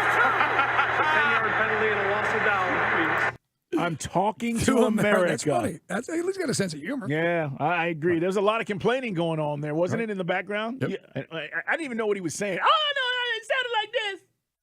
But the referee was right. Now, listen. We usually say we hate it when the Stripes try to make the show about themselves, but in that moment, while the quarterback is screaming in his face, do you like that? A little moxie? Is that all right from your ref? Yes, it is. I like any ref that stands up. Right. Have some fun. At least have some degree of humanity and not be an automaton, which is what the NFL wants these guys. Have you noticed almost all the young refs in their 30s and 40s look exactly the same? Yeah, they do. I mean, they've got a factory pumping out these sort of vanilla-looking middle-aged white guys that are all reffing. And, for like a Mike Pereira or a Blandino, you don't see anybody with facial hair, nothing. Yeah, they do all kind of look the same. But, yeah, man, I dig it. I like the fact that, he's like, calm down, I'm talking to America. Great. Because that kind of gets us back to, he's giving him the business. You want some, the old school refs had some personality. Or Gene Steratore with the index card going in on the play. I like Steratore. One thing about Steratore, I wish he was still doing it, because I'll say this. If you were at Mercedes-Benz yesterday, and this goes for any NFL game, the reviews take freaking forever. They do. They got to streamline this process. New York has got to find a way. Remember the challenge? Everybody knew it was a first down on that Packers, but it was ridiculous. Steratore, have you ever watched him? Whenever the referees start to gather, let's go. He's moving it along, and the sense of urgency just doesn't seem to be there with these dudes. Oh, by the way, how many calls did they miss yesterday? Half a dozen off the top of my head. Seriously. I mean, the fact that we won the game with those missed calls, I mean, it was. I thought How there about were the defensive, three huge missed calls yesterday. The defensive holding was on Yamada? Yeah, terrible call. No, it was on Taquan Graham. That's right. It's like, how? You're in the trenches. It's had no impact on the play, whatever the contact was. And Arthur Smith is like literally his jaw is like hitting the ground on that one. His weak sauce, Mike. It was. Then there's the toe tap, no tap for Mac Hollins. And Trey Flowers did get picked on a bit yesterday, but he had one called against him too that I don't think was appropriate. They eventually brought Hughes in though. They did get him out of it. They subbed in. That was Mike Hughes. Yeah. All right, one more before we get out of here. Carl Dukes, Mike Bell, you guys know this because we're on top. And when you're on top, that's true. You don't punch down. Pat McAfee on College Game Day, he punched down. And frankly, I didn't like it. But let me know what you guys think. Colorado State, Colorado, and now Colorado State turned up the temperature on this rivalry. I don't know. I was working out at the facility yesterday, and I saw some coaches, and when I brought up the quote from Colorado State's coach, they said, yeah, they about to F around and find out tomorrow night. We like that. That's what they said. We like that. They about to F around and find out. There's that graph, Yeah, that graph. They say they're right here. They're right up here. That's exactly where I think that's the first quadrant way up in the top right corner there. That's not where you want to be unless it's ratings. Shout out to our show instead of the other show that's here. Wow. So he was killing all the other ESPN shows, basically? No, he was killing Fox because they were there, too. Oh, gotcha. They had their noon show was there. The big noon game was there, too. Yeah, no, you're right, man. I mean, at the end of the day, and there's bravado, and, I only go with people who come at me. Don't do it. Right. But once you do come at me, you got to have some trouble. Yeah, I don't think you need to do that if you're Pat. You just signed a huge deal, bro. You're rolling. You're on every damn thing across the network. I'm with you. I don't think you need to do that. But it's what the Barstool Sports generation wants. They want snarky. Do want they? that. Yeah, that's what they've made their money on, man. That's what they do. Don't punch down, guys. We don't have. I know on this program we don't have to. No, there's no reason to. And by the way, we'll talk more about it coming up in Guy Talk. But I stayed up. I stayed up till 2:30 to watch the end of that Colorado State game. Boy, was that something. It was great, and nobody had that either. Everybody had that as a blowout. Yeah, I lost. That's the one pick I did lose. Carl. Oh, yeah. I had Colorado to take care of business. But 23 and a half, I think. Yeah, it was 23. Yeah. I got to be honest. The shot on Hunter was like something out of the longest yard. It was dirty. And then later on, I think it was Shedeur was poking somebody's eyes through the face mask. It got real chippy. It was, the entire game was chippy. But you know what? That's the tone you set when you start setting or saying the things that were being said. Right. This is the danger of putting your star players at risk. And, the kid that put the hit on Travis should be suspended. I mean, that was just blatantly dirty. Travis Hunter out 3 weeks, so he will miss USC and Oregon. Yeah. Brutal. Not that they were probably going to win those games No, anyway. but I want to see the best players. But a puncher's chance, and he's one of those electric players in college football. It was complete BS. Complete BS. Yeah, want to see the best players. All right, man, Chris, great job as always. Yeah, man, no, man. Coming up, we're going to talk with Connor Riley, but you go ahead and hit your music. Thanks. Turtle, hit Chris's music. It is a Falcon Monday. Mike and I talking about all things Falcons, guys. 404-726-0929. We're talking about my quarterback. He came through in the clutch. Danny Warfel's going to join us coming up at 4:20, and we're going to talk to him. I was looking at the top 10, by the way, real quick. This is for Squid. Georgia, Michigan, Florida State, Texas, Washington, Ohio State, USC, Penn State, Notre Dame, Oregon, Utah, LSU, Oregon State, Oklahoma, Alabama, Ole Miss, Duke. Duke is good. North Carolina, Colorado, Miami, UCLA, Tennessee, Mike Clemson, Iowa. No Florida. Huh. Okay. Hey, just saying, Squid. Florida State, by the way, does drop down one notch after their. Let's hope if you're a Florida State fan, they got all that stuff out of the way up in Boston College. They will not be doing it in Newton and Death Valley because that was some undisciplined play and some terrible special teams, which got BC back in that game. Yeah, it was. Big shout out, though. Florida Gators handled their business against Tennessee. It really was. All right, coming up, Connor Riley. What's going on with the Dogs? Why were they so good in the second half and not so much in the first? We'll talk about it next on Sports Radio 92.9 The Game. What's the damn question?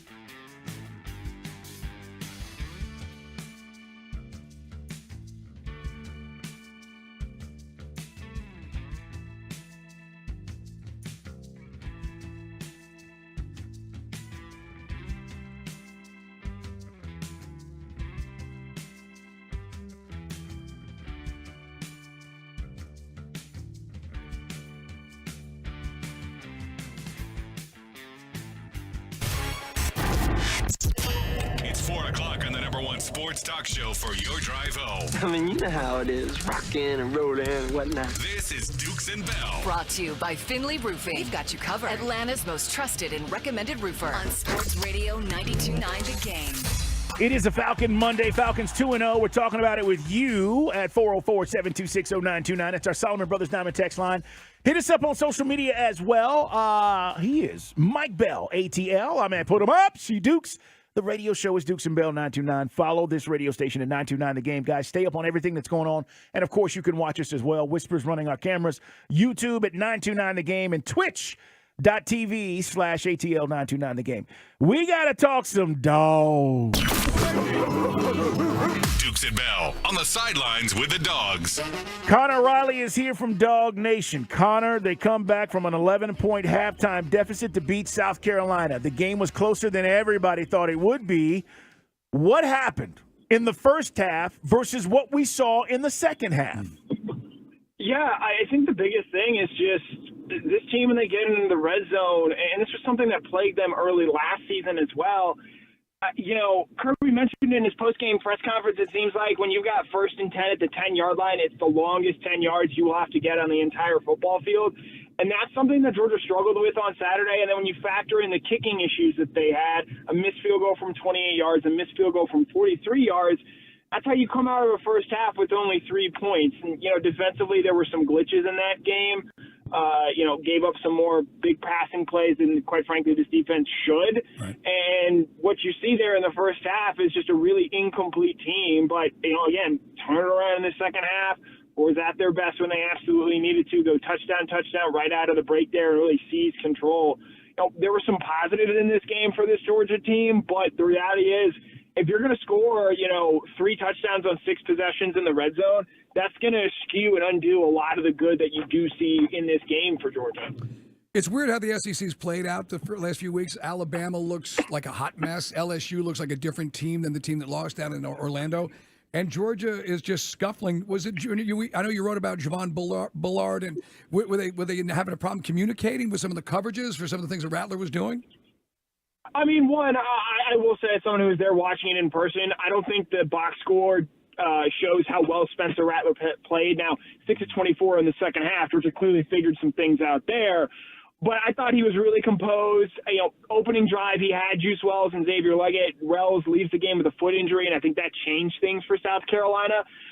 Look, they're going to be a potent passing offense this season, but I do think that South Carolina had a good game plan in terms of knowing who to attack, who to go after. They targeted and singled up David Daniel in pass coverage there, going after Dalen Everett at corner because Tyke Smith, Malachi Starks, and Kamari Lassiter, I thought, all had impressive games when they were targeted in the passing attack.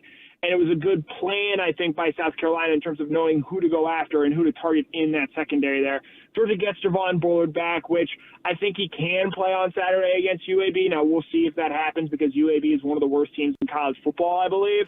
But I believe that Bullard will be back fully healthy for that game against Auburn at the end of the month. We're talking with Connor Riley, guys, from Dog Nation about the dogs. They find a way to get it done.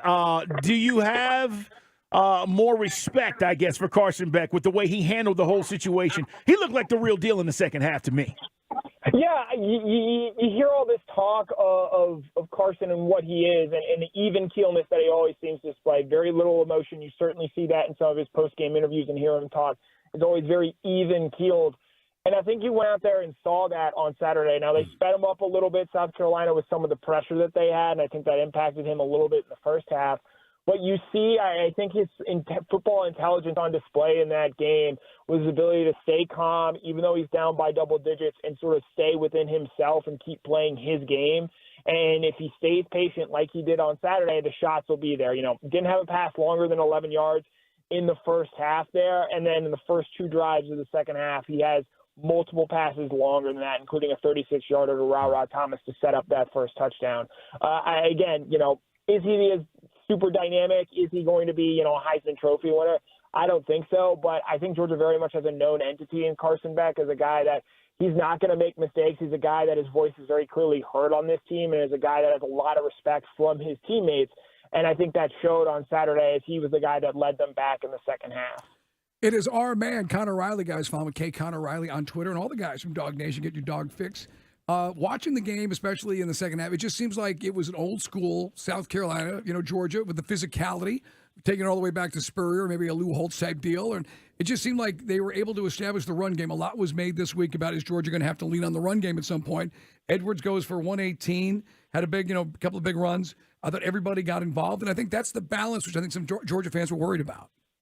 Yeah, if Dejon Edwards plays like that for the next 12 games of the season, the running game questions are going to disappear. I thought it was fantastic. I thought, the fact that he had 118 yards, it felt like he had a bigger gain in that with the physicality that he played with and sort of the body blows that he delivered. And then you see guys like Dylan Bell, Cass Jones sort of take advantage of the fact that Edwards wore those defenses down. And then from there, you're able to see them cash in with touchdowns, no pun intended. And so when you have that and you have that consistent running game, look, I know there's been a lot made about the screen passes near the line of scrimmage. Of Carson Beck's 35 pass attempts, 21 were within 5 yards of the line of scrimmage. And so a lot of that is to try to alleviate pressure on the running game and find different ways to make, easy sort of gains. If you're able to get that from your running game, as Carson Beck told us afterwards, that's just naturally going to open things up in the deep passing game. And so if Georgia is able to get consistent running like this, like they did on Saturday, even losing Amarius Mims to an ankle injury that's probably going to sideline him at least to Florida, maybe even into the month of November there. With the offensive line and the running game playing like they did, it's going to, I think, eventually open things up for the rest of this offense. Kirby said he learned more about his team today than any other day this year. And I was like, okay, you've been with these guys all off season, but you know what, Connor? You don't know until you get into these games, right? You don't know until these moments come what happens and how guys respond. And I thought that was an interesting comment. I do not think this team is better than the last two previous Georgia teams. I said this today, Connor, but they can grow into that. Those two teams were dominant. You never felt like you did, I think, on Saturday. But I want to know what you think about Kirby's comments about learning more about his team. Yeah, to your point, Carl, we learned pretty early on how dominant that 2021 team against Clemson and then that 2022 team against Oregon. Those games just showed how dominant Georgia can be and what their A game looks like, certainly on the defensive side of the ball in 2021 and then the offensive side last season. Georgia, because of the opponents, as Kirby Smart said in those comments you referenced, just hasn't had to play an A game yet. And now they fully have not, and I would say Saturday was a C effort with what we saw from there. But I do think that the pieces are there. If they're able to stay healthy for this team to ultimately have an A game and have it when it really matters. Defensively, you saw that in the second half. I mean, they were everywhere. Michael Williams, I thought, had his best game as a Georgia Bulldog. And if you get more games like that from him, he's not just going to be a top 10 future pick. He's going to be a top 5 future pick with what he displayed on Saturday there. I think the secondary is elite. And then offensively, if you get that running game, that's going to open things up for Brock Bowers. It's going to open things up for Dominic Lovett. Maybe you get Ladd McConkey back, but we'll see. And the other thing with all of this, yes, Georgia has not played their A game yet. But what bona fide national title contender has played a consistent A game? Yeah, Florida State looked great against LSU. They looked awful against Boston College. Texas was tied with Wyoming going into the fourth quarter there. Like you mentioned Alabama earlier, they've got a world of problems right now. It's a weird college football season. It's an early college football season, and Georgia knows it's got plenty of runway left to get better, starting this week with UAB. This team, I think, as you mentioned, Carl, it hasn't played its A game yet. It's going to have to at some point. But I do think that in spurts, we've seen the pieces and what this A team looks like for Georgia this season. Right.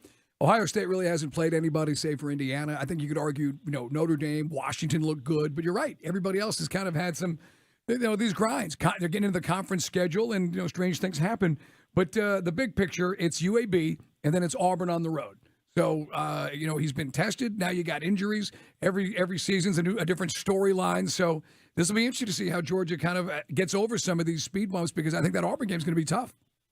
Yeah, again, we didn't know about Carson Beck going into that South Carolina game, SEC game on the road, and then ultimately they're trailing at halftime, and he comes out and answers the questions there.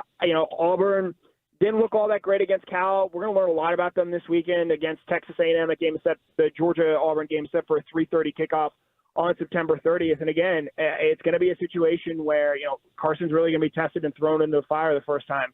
That Auburn environment, look, I know people like to say Neyland Stadium, LSU, Tiger Stadium at night is a different beast. When Auburn is interesting and Auburn has things rolling, or at least has things right, if they're 4-0 going into that game against Georgia, that place is going to be wild. And I fully believe that place, when Auburn is engaged, is a difference maker in that game. Georgia's going to need to come out and not mess around that day. They messed around against South Carolina. They had enough time to figure things out and go out and win. And while I think Auburn and South Carolina are probably similar in terms of talent level and where they are, the fact that Georgia's going to have to go and do that on the road is not going to make it easy. Connor, great stuff, man. We appreciate you stopping by as always. Tell the people where they can follow your stuff. Yeah, you guys can follow me on Twitter at @KConnorRiley, even though it's, a less interesting week with UAB. Plenty of college football news and notes still coming your way. Absolutely. Connor, be safe, man. We'll talk to you next week. Connor Riley with Dog Nation. Yeah, man. We're going to talk to Danny Werfel. There's a big event with some big-name stars coming to town, and we'll get his take on this because the landscape of college football, in the top 10, like I said, there's only a couple teams which really look really good.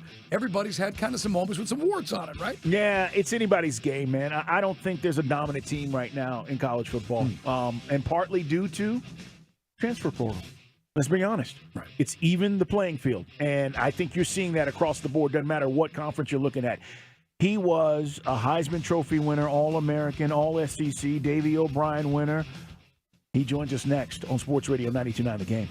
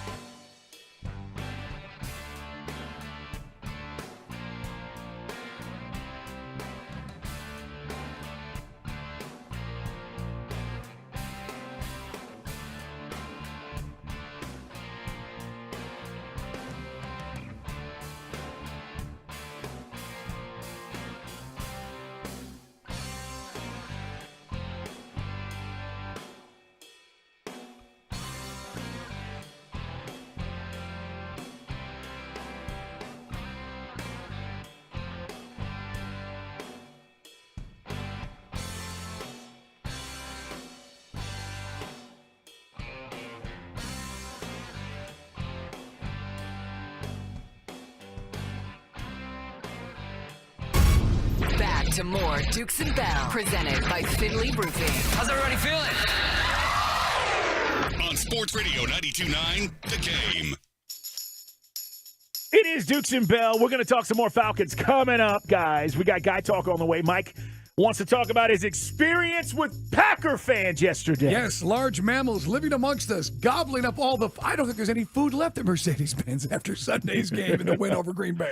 But he was a pretty good player. There's no doubt. Tough as nails, man. Won a Heisman Trophy, All-American, Davey O'Brien Award as well. A lot of people don't know this. He was SEC academic honor roll as well. Handled his business in the classroom, SEC Player of the Year. Danny Warfel joining us here on Sports Radio 92.9 The Game. And we're going to tell you what he's got going on and why he's going to be here in the ATL. But, Danny, first let's start with the Gators, man. They continue to dominate Tennessee at home, man. How do they do it?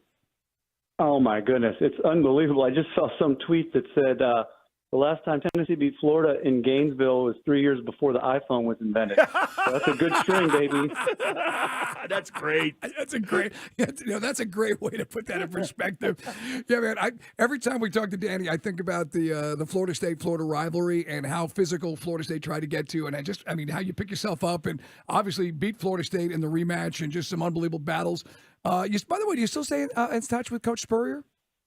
Oh, yeah. He's great. Now that he's retired, he just sits around and thinks about the old days. He calls me every now and then, something like, "Hey, Danny, guess how many points we averaged at home in 1996? He's just loving it. That's awesome. Yeah, it is. What do you think about all the things that are going on in college football? Let's just hit them one by one. First of all, NIL. No NIL, obviously, when you played, right?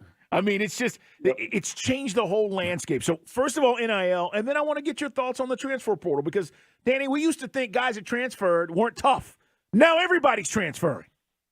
Yep. Well, I think there are actually two questions that roll together, and I think having both of those things at the same time is really problematic. So I love the idea of name, image, and likeness. It's an opportunity to market off your name that you've built, but I also think that it's really turned into kind of a free-for-all recruiting, kind of a sidestep to the rules. So I don't like that. I hope there's something they can do to kind of balance that out. And transfer portal just is, with the open NIL, I think really complicates the landscape. I don't feel good about all that, but I'll also say in and around that, once these seasons have started, it doesn't seem to have affected my love of watching the game. It still is exciting.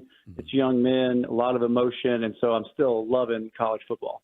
We had a kid in studio back in the spring, and he was going to Stanford. And he was actually, Danny, I could see you doing this in Florida. He was putting some of his NIL money into nonprofits and charitable work. And I know that's something you did a lot of after and while you were in the college and then the pros. So, I mean, you might have handled it differently, but you would have had a chance to get 6 or 7 figures to do something like that. Yeah, I mean, there's a lot of creative things. In fact, we have an award, Humble, that's named after me called the Werfel Trophy, and it's for community service. And last year, our winner was Dylan Gibbons from Florida State, and he did just that. He leveraged not only his NIL to help people, but he also led a program to help several other athletes manage their NIL in a way to help other folks. So, create some opportunity for good, and we love to highlight that. Yeah, it's always good to help others. There's no doubt. Our guest is Danny Warfel. Now, let's talk about you being here and what's going on with the Celebrity Pickleball exhibition that's going to be going on here in town on September 19th. Yeah, tomorrow's a huge day in the pickleball world. This weekend in Atlanta is one of the biggest major pickleball tournaments for pro players. And for those that aren't familiar, yes, there is a rapidly growing pro sport of pickleball. But we're having, for the Werfel Foundation, we're hosting a huge Celebrity Pro-Am pickleball event tomorrow at ITA. Anybody that's interested that's around Atlanta can still come and watch, or you can watch it online. It's picklebowl.net, like the Orange Bowl, Sugar Bowl, picklebowl.net. And we've got, David Pollock, the Georgia Greats playing. We've got several all-pro type football folks, Marcellus Wiley and others. We've got Heisman winner. We've got an Emmy winner. We've got Philip Phillips, the musician, and all sorts of different celebrities who will be playing pickleball, all for a good cause to support the Werfel Foundation. Which is great. And for those who don't know, guys, ITA is this big tennis and pickleball complex. It is basically the southeast quadrant of Spaghetti Junction. So just off 85 and 285 for those who know Atlanta. So just similar to where we were with the Silverbacks, Carl, a few months back. Right. Danny Werfel with us, guys, here on the WaitFor.com hotline. For guys like us not you, but me, bad knees and probably, tennis is just not happening. So how much do you love pickleball? Are you playing a lot of it? I do. I love it. It's the fastest growing sport in the country, and for a lot of good reason. I mean, the other day, my 77-year-old mom played with my 9-year-old nephew on a team and just had a blast. So anyone can play. It's an easy sport to get into and enjoy, and yet it also has multiple levels to where some of the best athletes in the world are playing an incredibly complex and exciting game. And so I love it. It's a great way to get my competitive nature going again. It's not nearly as difficult on the body as a lot of other sports. So I think it's wonderful, and I'm grateful and excited for tomorrow for sure. Yeah, it is. A lot of people, it's catching on. I mean, it's already caught on, but a lot of people are aware of what you're saying and saying, hey, I can play this too. That's the thing. I think it's literally for anybody, right? I mean, we've talked about the courts going up, OTP, which is what we call the burbs here in Atlanta, and, they're everywhere now. Yeah, they're popping up everywhere, new facilities, from things that look like Topgolf and really fancy all the way down to like little mom and pop gym, like old boxing gym venues where there's just great stuff. A lot of great places to play in Atlanta, and a huge soaring population of pickleball enthusiasts. All right, big guy. So how much college football are you still watching? Do you hunker down all afternoon on the couch to watch? I mean, obviously the SEC, Georgia. And by the way, did you ever think when you were beating Georgia, because the old joke was Spurrier would recruit and say, you got to go to Georgia, you never beat me. Did you ever think that Georgia would be where they are right now? Man, well, they certainly have turned it around, and to think that Georgia would be the kind of Alabama of a few years ago is pretty amazing. A lot of, my hat's off and respect for Kirby Smart and the program that they're doing. I keep up with college football a good bit, keep up a lot with my Gators, just really, really happy for them. I was on the sideline this past week with Tennessee, and the electricity of the swamp reminded me of years ago when I used to be there. It's pretty special, I think. We got some good stuff ahead. Yeah. Well, what did you do with all those awards, by the way? Where are they at? Yeah. Well, some are at my parents' house. There's a few at my house. I gave a few to Coach Spurrier. He's got a restaurant, so he's got some on display there. And a little bit here, a little bit there. Yeah. Where's this restaurant, by the way? It's right off of 75. It's one of the Gainesville exits off the interstate. Okay. Great restaurant right there in Gainesville. Spurrier's Gridiron Grill, baby. Okay. Good stuff. It literally just went up in like the last year and a half. I'll stop and check it out. I've not checked it out. I'm sure it's good stuff. Right. Well, Danny, man, we appreciate you stopping by. Good luck with this. It's going to be a lot of fun again, guys, tomorrow. And Danny's laying out all the information.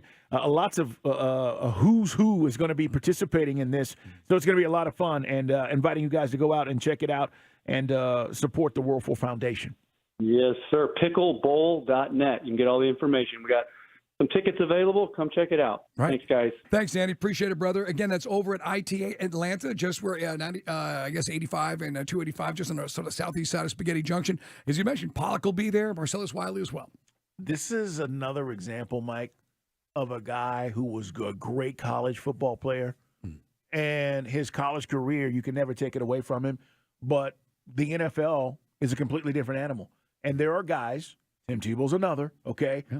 Can't take their college career. Their college careers were transcendent. He's one of those guys. He had a great college career. 4th-round pick, goes to the NFL, not necessarily as good, but his college career, man, he was on top of the world. Right. I mean, Chris Winkie didn't really do much in the NFL. Nope. He's working at Georgia Tech right now. A good dude.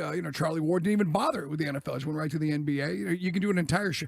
Think about all those guys. I mean, everybody who played at Nebraska, you know what I mean? That quarterback. It's just then translate to the next level. And then Spurrier, remember when he was up there with the then Redskins, tried to get some of those former Florida players in, and it just didn't fly. No. But Danny, for those who don't know, we interviewed Danny years ago. You and I, he's still involved with Desire Street Ministries in New Orleans. He does a million nonprofit stuff around the country. All right, guys, it's Dukes and Bell. Falcon Report's on the way. We talking about my quarterback. Yeah, baby. He made plays. Dukesism when it matters most. But, Mike, we got some guy talk first. Yeah, I had a guy on Twitter go, oh, you're doing fat jokes? Yes, when it comes to Green Bay Packer fans, you bet I am. Because some of them were insufferable. Some were okay. Had two very nice Packers fans sitting next to me in 342. But I must say this. The fans who gave their tickets away, you're dead to me. But we will go in depth. A lot of talk today. A lot of guys on Twitter, social media, some guys hitting us up on the text line saying, why does this happen? Well, there's a number of reasons why there were about 20 to 25,000 Packer fans in our building. The good news is, Carl, we still rocked it. We brought the noise when they were on offense, but we'll get into the phenomenon. I think it's most pervasive with the Falcons as opposed to Braves and Hawks. Coming up next, Dukes and Bill Guy Talk on the way.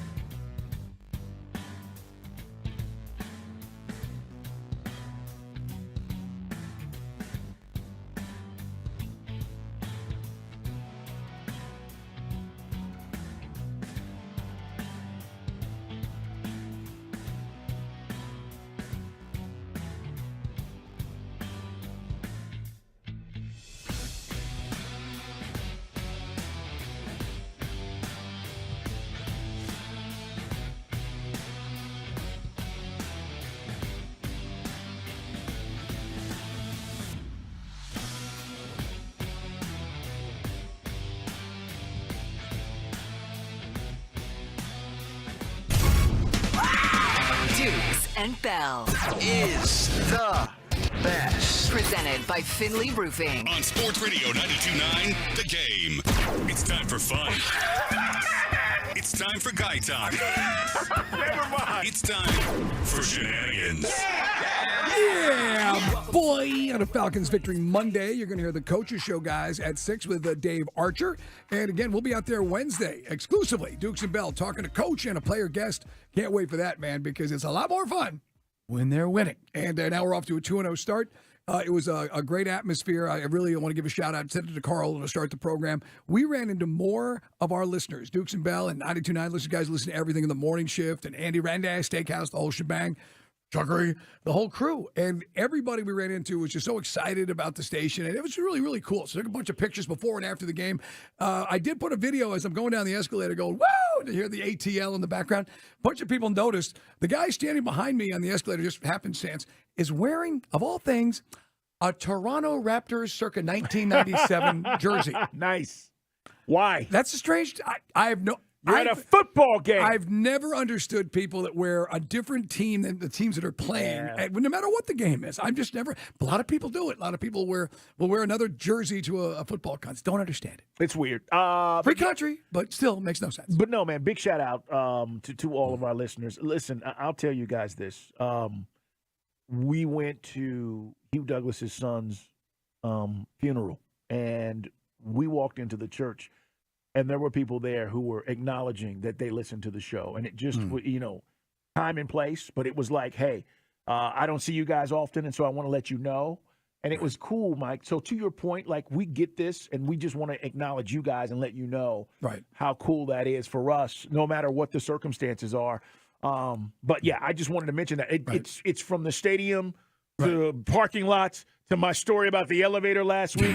I mean, it's just everywhere. So, yeah, we appreciate you guys. And by the way, we were going to dwell on this too much, but it was a beautiful memorial service for Hugh's son, and it was powerful, and it made you want to cry, it made you want to laugh, and they just did a fantastic job. So I just thought everything from the folks that sang knocked it out. I mean, it was unbelievable, the eulogy and the testimonials about just how special Hugh's son was, and from his friends at Morehouse to his friends at Pace Academy. It just really was. It was an amazing service. All right, guys, yesterday at the ball game, we know this happens a lot when Atlanta has a heritage team coming to Mercedes-Benz.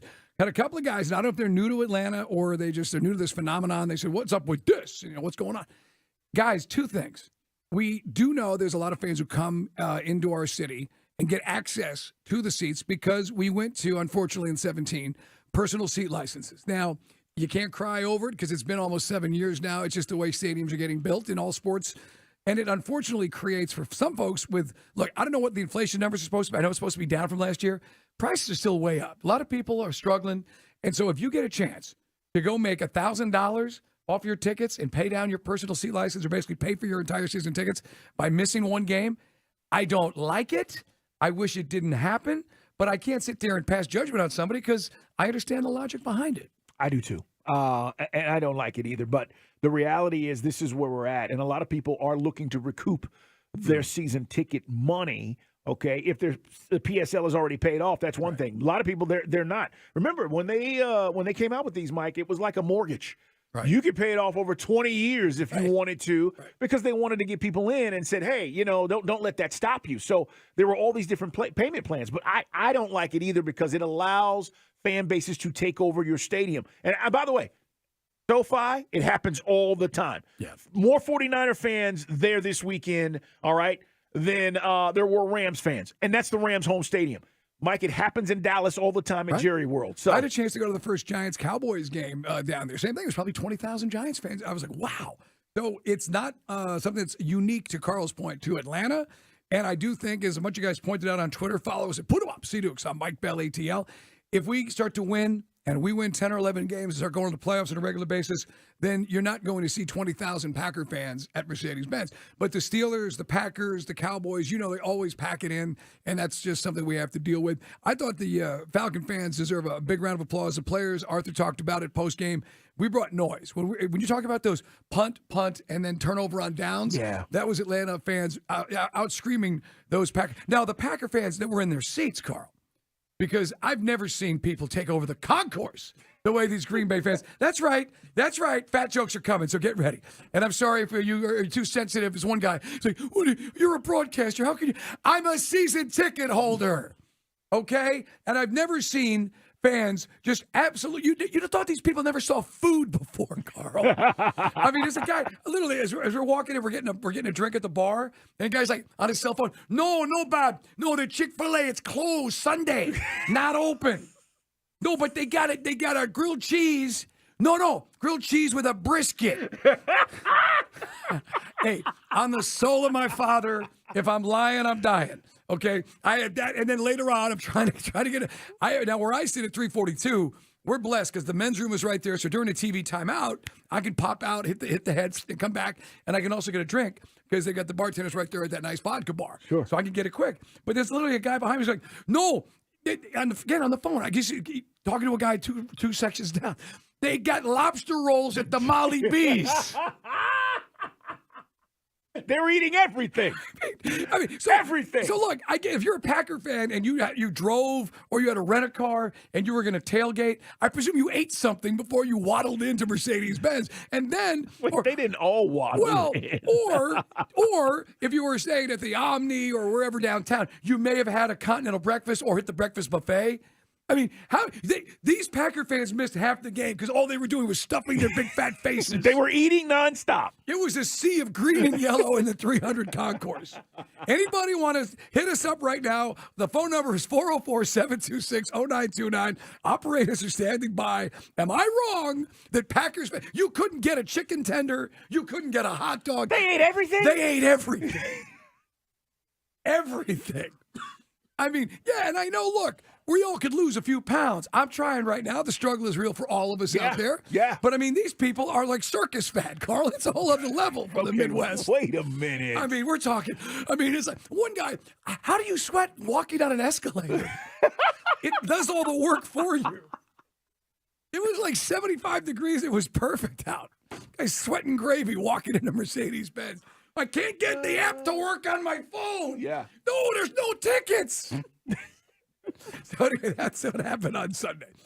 Meanwhile, a lot of hullabaloo, and we talked about this to start the program. A lot of fans, big crowd. That's two big crowds in a row. The Messi phenomenon, Lionel Messi, apparently last minute or maybe not, decided that he'd been doing so much travel that he wasn't going to play, which got everybody in their bag. And I bought the tickets. I got the tickets last minute from a buddy, paid face value, so I didn't have to worry. The only thing I was irked about, I'd pay $50 to park the car. Yeah. But, and then Messi's not there. Sure. So do you think in hindsight the MLS could have leaned on that organization to get him to come down and if anything else, do a victory lap, walk around, let people take pictures of the dude? I mean, I don't know what else you could get from him. I'm disappointed in MLS. I am because they blew this. And you've got the biggest soccer star in the world in the biggest MLS market. Nobody's done this like us, okay?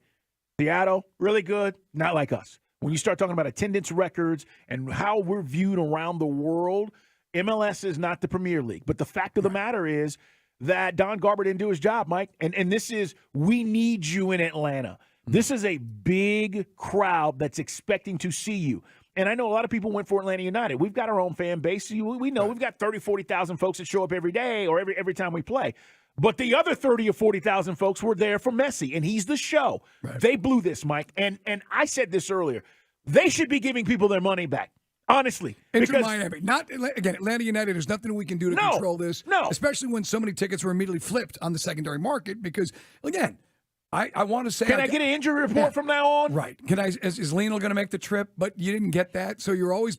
The number one concern was he's not going to play on field turf. And then Tata on Thursday, man, it sounded like it's not a big deal. It wasn't a big deal. And then he doesn't play. So I will say this. There was, I thought, by my guesstimation, a lot more families and kids than I'd seen at recent. I mean, there's always a good amount of children, but I just think so many people brought their kids to see Messi and got the booby prize. This is like when Jordan at his prime played at the Dome. Right. Okay? Right. 60,000 people to watch Michael Jordan. 55,000 to watch him play. There's something about the show coming to town, and you go, well, I'll take the kids.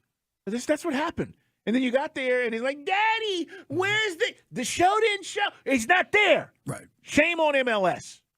I just thought Garber, the commissioner, maybe some way to make an accommodation and get the jet down there, pick him up, I know he's been traveling around the world. We get all that. But we're the center of soccer in this country now, literally, with the U.S. men's team and all that coming here. U.S. soccer is going to be headquartered here. So, yeah, a lot of folks are in their bag, deservedly. I was in my bag when Travis Hunter got hit in that game on Saturday night, which went into Sunday morning, talking about Colorado and their eventual double overtime win over Colorado State. Henry Blackburn now getting death threats from Colorado fans. Now, obviously, that's a chicken blank move, but so was the cheap shot that looked like something out of the longest yard. And by the way, what's the sense of having a targeting penalty if you're not going to invoke it in that situation?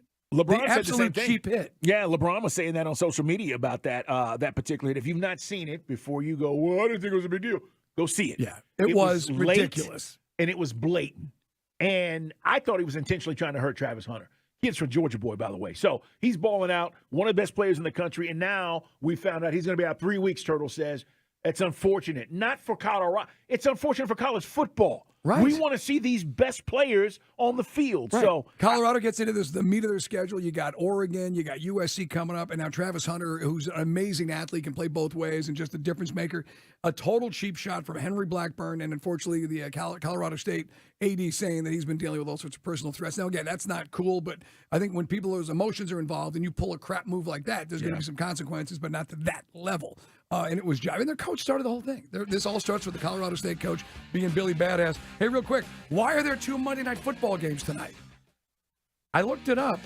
According to Athletic, Disney and ESPN, when Amazon got the Prime deal, that apparently more games went to ESPN ABC, and in somebody's ultimate wisdom, they decided to put 2 in Monday night, which I think is stupid. Yeah. So we're staggering the Browns.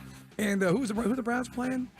You got Steelers, and you got the 2 division games, Carolina and the Saints is the other one. all right, guys, we're giving you a chance to win a 4-pack of tickets to the NASCAR Fall Series Cup, Sunday, October 1st. You can win them. Talladega Super Speedway right now being caller number 5 at 404-726-0929. 404-726-0929. Caller 5, you're going to win those tickets to the NASCAR Fall Series Cup.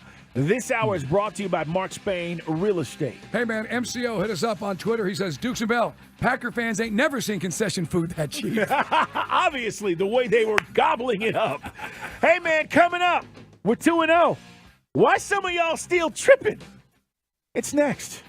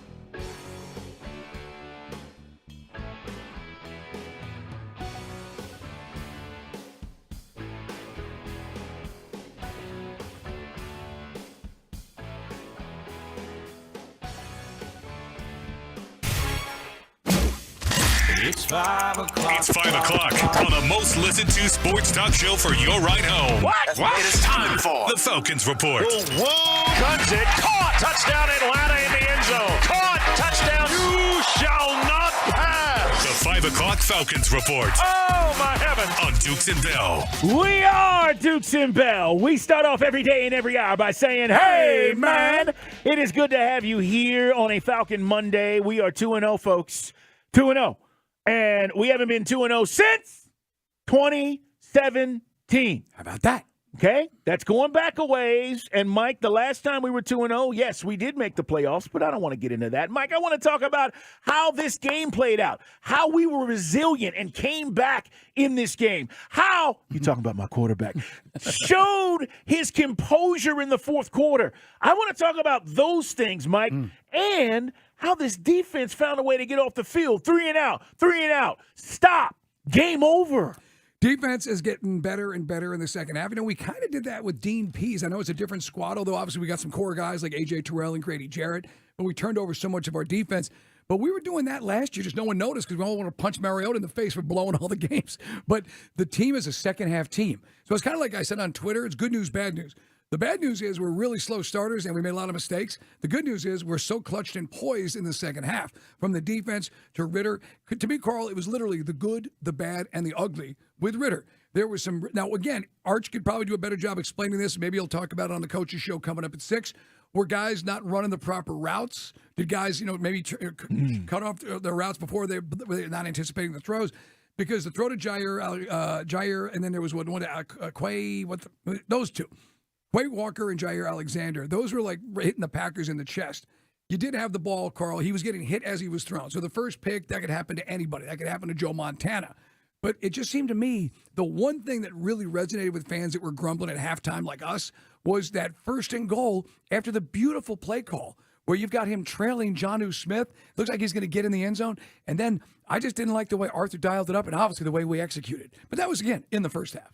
I thought the call on 4th down where Bijan gets the first was just a ballsy call. And I think, again, Arthur's trying to install this is who we're going to be, right? I'm not giving the ball back to them. More importantly, we're about to get the first down, and then we're going to run some more clock, and we're going to win the game.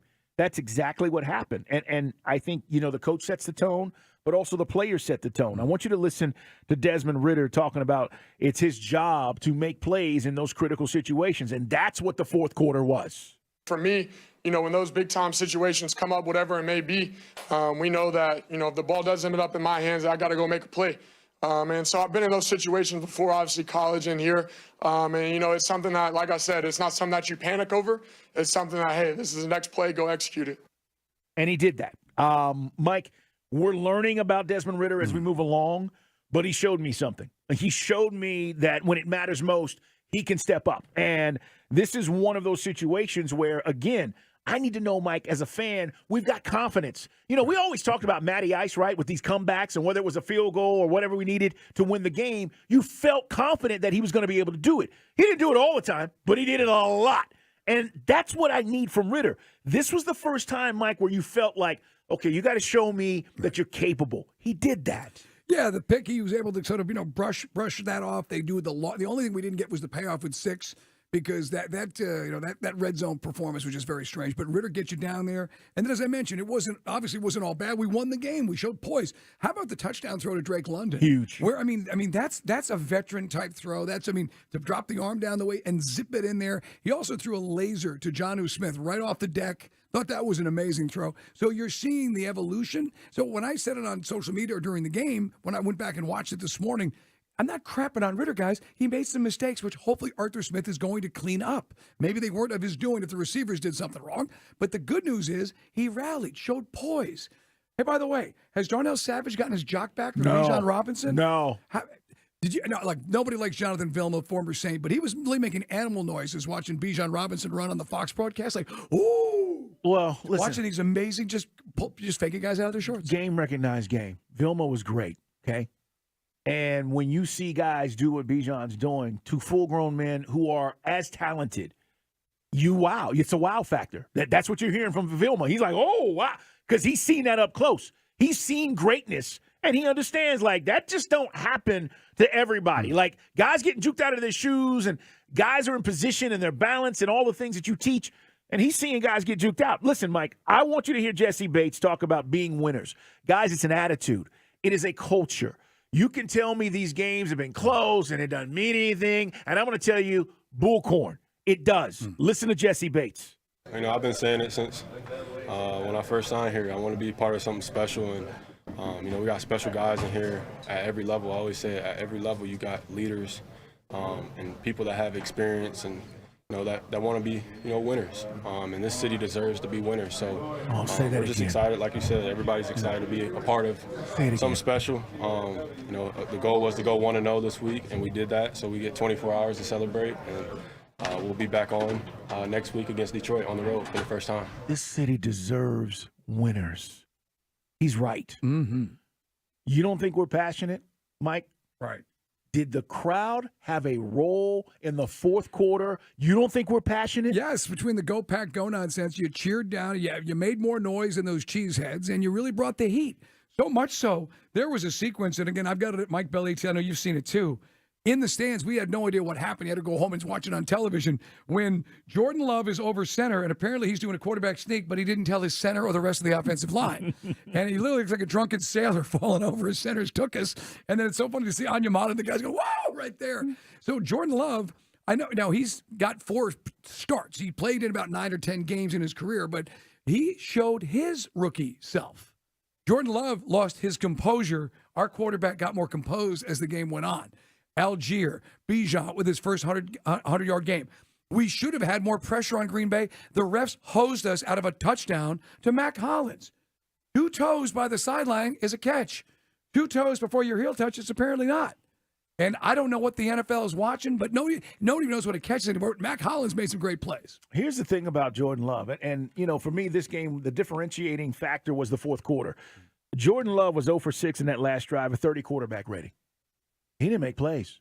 When he had a lead and was comfortable, he made plays. It was easy. He was just sitting back there, and all of a sudden, Mike, things got tight. Now I got to make a play. He almost looked like he didn't even know where to go with the football on those last drives as they were trying to make a trip down the field. Now, credit our defense, but the fact is that was the Jordan Love with the lead, and then look at what Dez did without the lead and how it got tight for him, and he responded.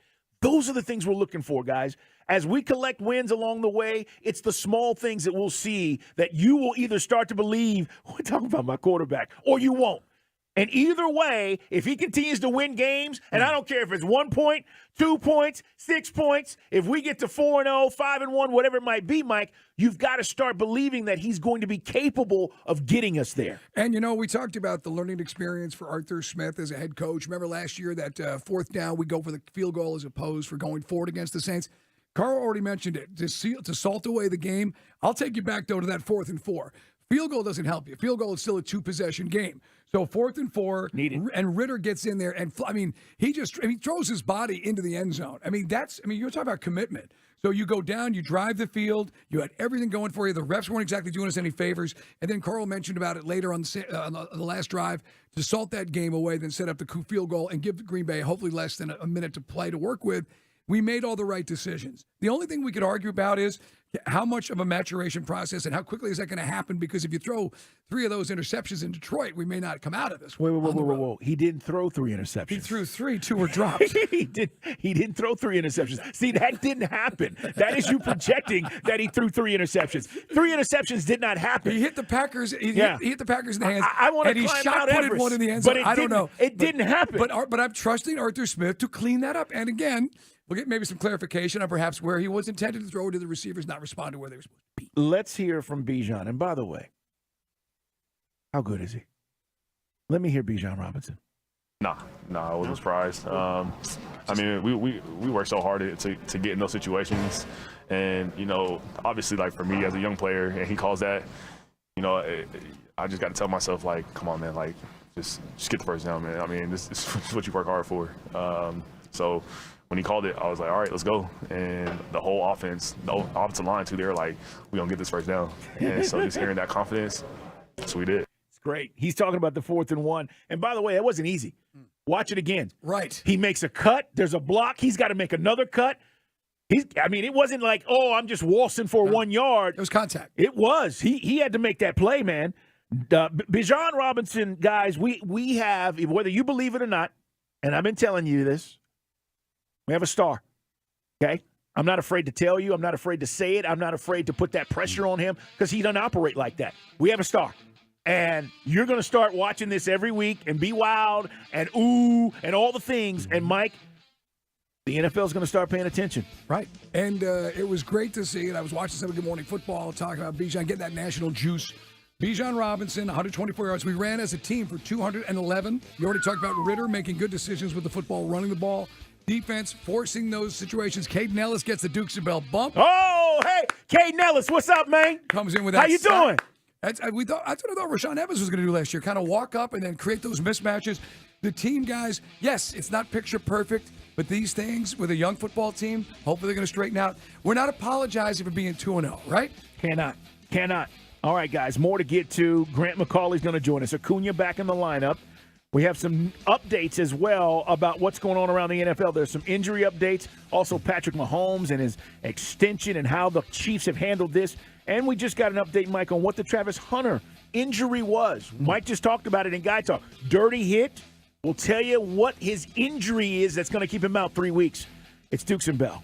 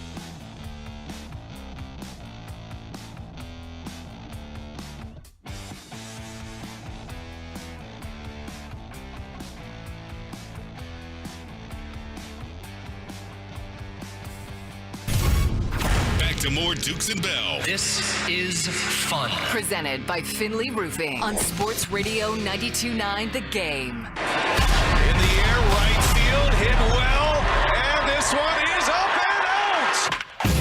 It's time for Around the Yard with your 2021 World Series champion Atlanta Braves. On Dukes and Bell, Sports Radio 92.9 The Game. Oh, there's a lot going on this Monday. We're going to take your calls coming up here in 15 minutes. Want to know how you feel, Falcon fans. 2-0. Concerns, maybe none at this point. We've got Detroit up next, but we'll worry about that again as we turn the page on Wednesday when Mike and I get to Flowery Branch, 404-726-0929. So we'll take some of your calls coming up here. We're done at 6, Coach's Show, and then Caleb McGarry is the player segment tonight, Mike. Yeah, man, I just texted Arch, and I know you'll hear from him with the coach. Curious if, on those 2 near picks, was it something where the route was not run properly or Ritter was expecting something else? Either way, as we still got it done, and as we said earlier, you didn't get Pitts involved, but Drake London got involved. And I think eventually as the season evolves, they'll all be involved. Who told you Drake London was going to have a good game? That'd be you. Hey, man, let's talk to our man Grant McCauley. Grant, speaking of guys coming back, Acuna back in the lineup. That's good news first and foremost. Let's start there. Yeah, always good news to have Ronald Acuna Jr. atop your lineup. And the Braves, they kind of wanted to take it easy on him the last couple of days, particularly on that turf. I think that was as much or more a concern than really an issue with the calf itself. Seems like he was able to get treatment, run around before the game today. Everything looked fine, and he's back in there ready to go. And Brian Snitker said they don't really foresee it being anything that they're needing to be overly concerned about now that he's back in there. Grant, I am not going to go into any kind of panic mode because you just got swept by the Marlins, who scored 36 runs in 3 days. But with the postseason just a few weeks away, what's your should Braves fans take anything from this other than it was a foregone conclusion, you finally clinched, and should you worry about what Morton did, or is that just an outlier?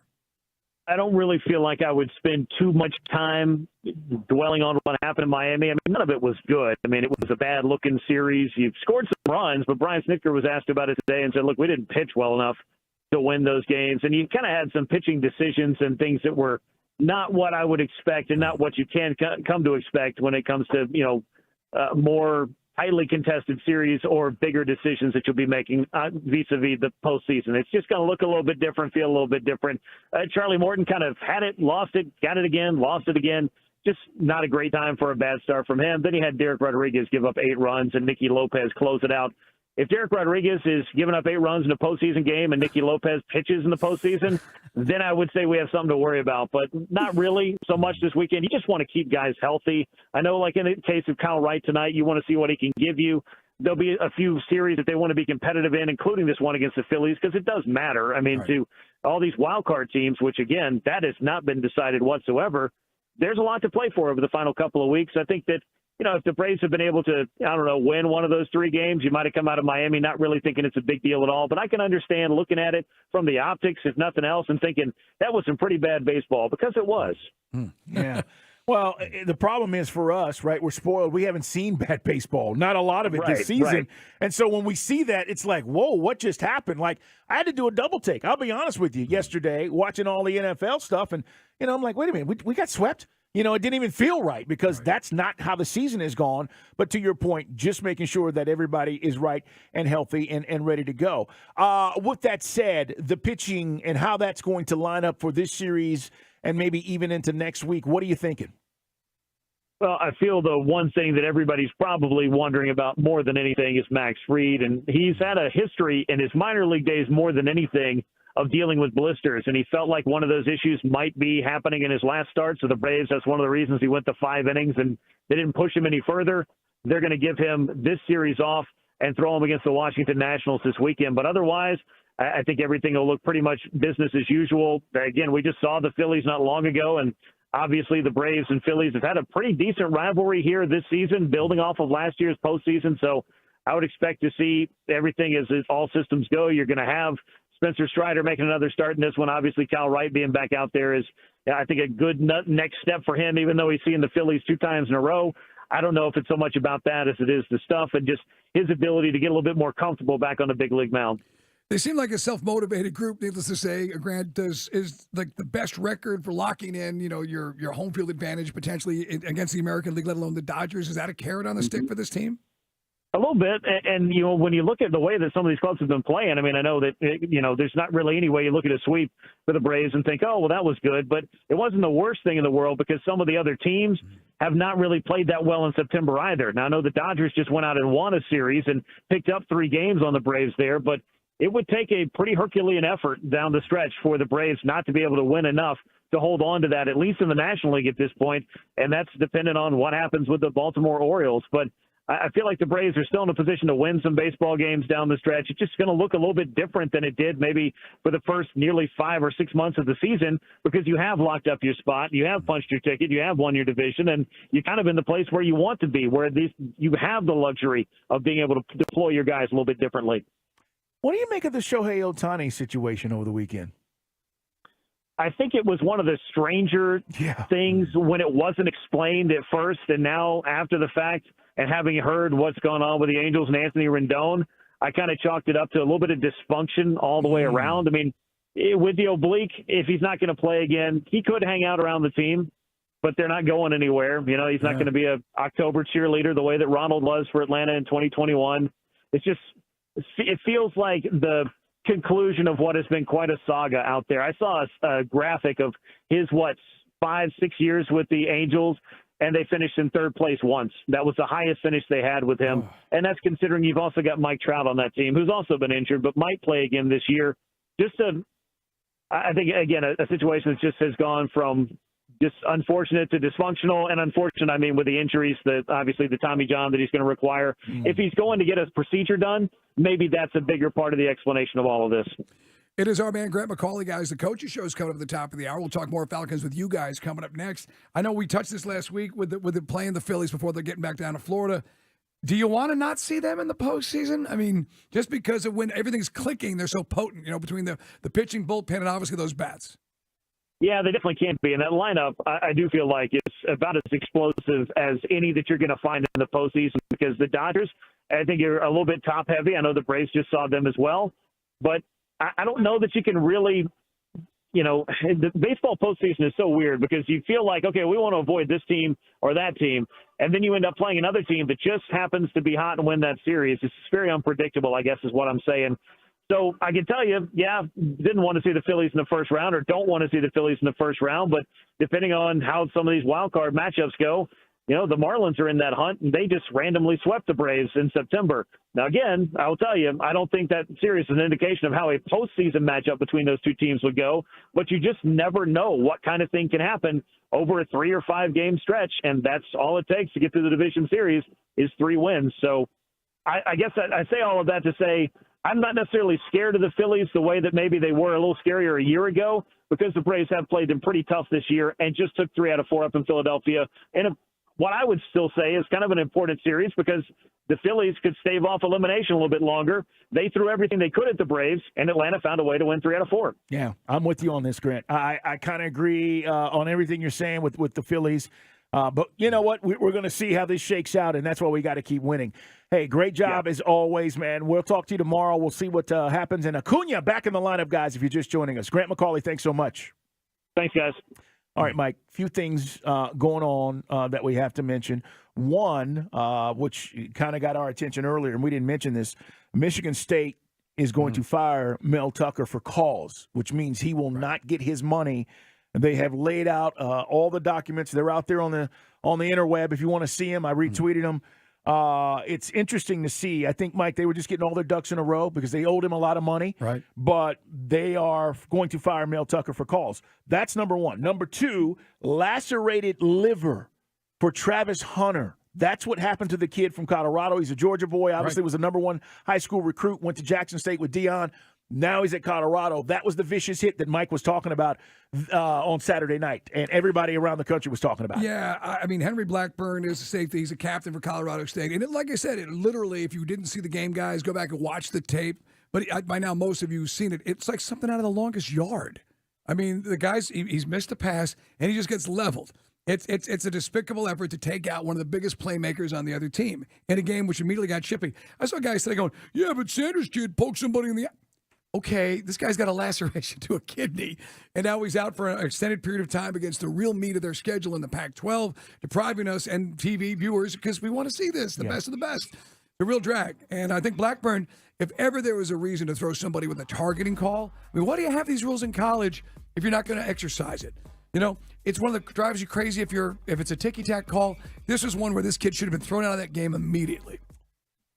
Saquon Barkley suffered what they called an ordinary ankle sprain, but he still will be out 3 weeks. Giants play the 49ers next. Also, as we talk about the NFL. By the way, does that validate the owner's argument not to pay these guys top dollar? Yes. It can happen at any time, but the answer is absolutely. Joe Burrow, Zach Taylor, the coach of the Bengals, saying that he's not sure if Burrow will be ready to play Monday night against the Rams. He aggravated his calf injury. This is what happened in training camp. And last but not least, the Chiefs restructure money for Patrick Mahomes, guys. They're giving him $210 million between 2023 and 2026. It's the most money in the history over a 4-year span. This has to do with all the money that was given to quarterbacks in the offseason. He already had his deal in place. They're moving some of that money up and making it guaranteed. When Burrow and everybody else reset the market, I think most football fans would say if there's a guy that deserves to be paid $55 million a year, it's Patrick Mahomes, and that's what this averages out to. All right, guys, we're going to take your phone calls. 404-726-0929. Falcon fans, stand up. I want to hear you, man. We're 2-0. Are you having any concerns? What did you like about yesterday? I thought the team being resilient and showing and finding a way to win in the fourth quarter was the biggest thing for me. We didn't know if Ritter could do those things. He did it yesterday. Much like the Georgia Bulldogs, Falcons, for different reasons, are a second-half team. But can you go on the road and win that way? That'd be my concern. Got to come out a little crisper. All right, 404-726-0929. You like that Drake was involved. You don't like that Pitts wasn't. Whatever you want to say and wherever you want to go, we're talking to you next on Sports Radio 92.9 The Game.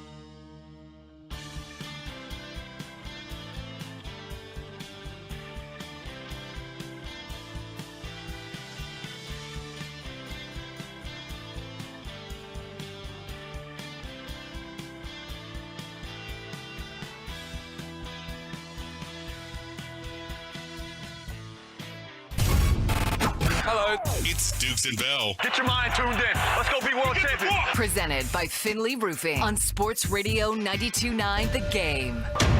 The Strong Arm Story of the Day is brought to you by John Foyd Associates Personal Injury Law. How about them Falcons? 404-726-0929. We're 2-0. And again, I tell you, Atlanta, there are a lot of cities right now whose teams are not 2-0. Let's talk about where this team is. And we want to hear from you guys. 404-726-0929. We are done at 6 tonight, guys. We got the coaches show coming up, Mike, and the player segment. Caleb McGarry. Caleb McGarry is going to be the part of the player segment. Dave Archer will have that. Mike and I will be up at Flowery Branch on Wednesday talking with Coach and a variety of players as well, so make sure you are here for that. Let's start with John. John, you're on Sports Radio 92.9 The Game. Hey, man. What's going on, John? Hey, it's Danny. It's Danny. What's going on? Hey, Danny. Sorry about that. Yes. That's all right. That's all right. Hey, man, I'm so excited. The only bad thing I don't like, man, I've been following this team since I was 5 years old, and get rid of those uniforms, man. I got too many bad memories. No, I like the old school unis, man. I think we got we're winning record, by the way, in those things for what it's worth. They looked good yesterday. Beat the 49ers in those things last year. Come on. They look good. I hear you, man. Listen, excited. Let's not let the old affect the new, okay? New guys wearing those uniforms, new coaches, new executives. Yes, Lehman Bennett is not coaching this team. Yeah, don't let the old affect the new. Krista, you're up next on Sports Radio 92.9 The Game. What do you like, Krista, about the Falcons? Hey, I love everything about the Falcons. I've been a fan for I'm almost 60, so I go way back since a baby. And I saw Arthur's vision. I love it. Anybody that's got anything negative to say, they can miss me with that because I love it. I love it. And we have something special with Bajarn because Michael Vick would not have let him wear his number 7. I just got to say that. Yeah, Vic was cool. Everybody was happy with it. Koo, by the way, was the current placeholder for the jersey, and Koo's got to tighten up that that one extra point was terrible. I agree. But he made the money field goal, including the game winner. But yeah, and Bijan, as Carl said, going all the way back to pre-draft, he's going to be a superstar in this town, and you're going to have Ronald Acuna and Trey Young, and we're going to talk about him the same way as the man. I agree. Adam, thank you, Krista. Adam, you're on Sports Radio 92.9 The Game. What are your thoughts on the Falcons, man? 2-0. What's up, guys? Hey, man. Hey, awesome start by the Falcons, but with all these running backs going down across the league, do you think it's out of the ballpark to maybe trade Tyler Algier for a fire-breathing pass rusher? Oh, well, you don't really see the man-for-man trades like you see in baseball. It's rare. It is. I mean, usually in football there'll be a throw-in with a draft pick. Picks, yeah. But but no, and I think Algier he's part of the long-term. Patterson, even if that's the remote possibility, maybe that would be the guy. But no, I know where you're going with that, but that's not likely. Yeah, and remember now, the other part of this is not just the Falcons, and this is part of the plan. But if you look around the league, and we just told you Saquon Barkley's out, it's by committee, man. I mean, as much as we're relying on Bijan to be special and doing the things that he does, Tyler Algier, he's already shown you in week 1. He's got a spot, man. He's a big part of what this offense does. So I'm not willing to give that up, Mike, to take away from one of the positives on the team right now. That's a positive. Unless it was like an elite pass rusher who's in a contract squabble, and even then I'd still no. Algier he's part of the blueprint for what we're trying to do here. By the way, speaking of running back by committee, David Montgomery got the lion's share of the carries. Pardon the pun, Carl. Yeah. But he's got a deep thigh bruise. Ooh. So they're saying that maybe we're going to see more Jahmyr Gibbs. I don't know if that's good or bad for us because Montgomery was the guy who was the leading on-the-ground gainer for the Lions yesterday. Well, let's talk to Justin on Sports Radio 92.9 The Game. Justin, what do you think about the Falcons? Hey, man. Yes, sir. How about them birds? How about them? Two quick things. I think Desmond Ritter's interception was a blessing in disguise. I think he might have been trying too hard to be perfect or not make a mistake. He's got to realize that he's got to throw the ball and do things and make plays, and I think it's going to be great. Number 2, I don't watch much post-game junk on the main, like Fox or whatever. Right. I'm always listening to 99 The Game. Right. But Terry Bradshaw even said it. He said that he thinks, Desmond's not the most talented guy out there, but he's got that it factor that he can give you a chance in the fourth quarter to win a game, I thought that was pretty important and big. I do too.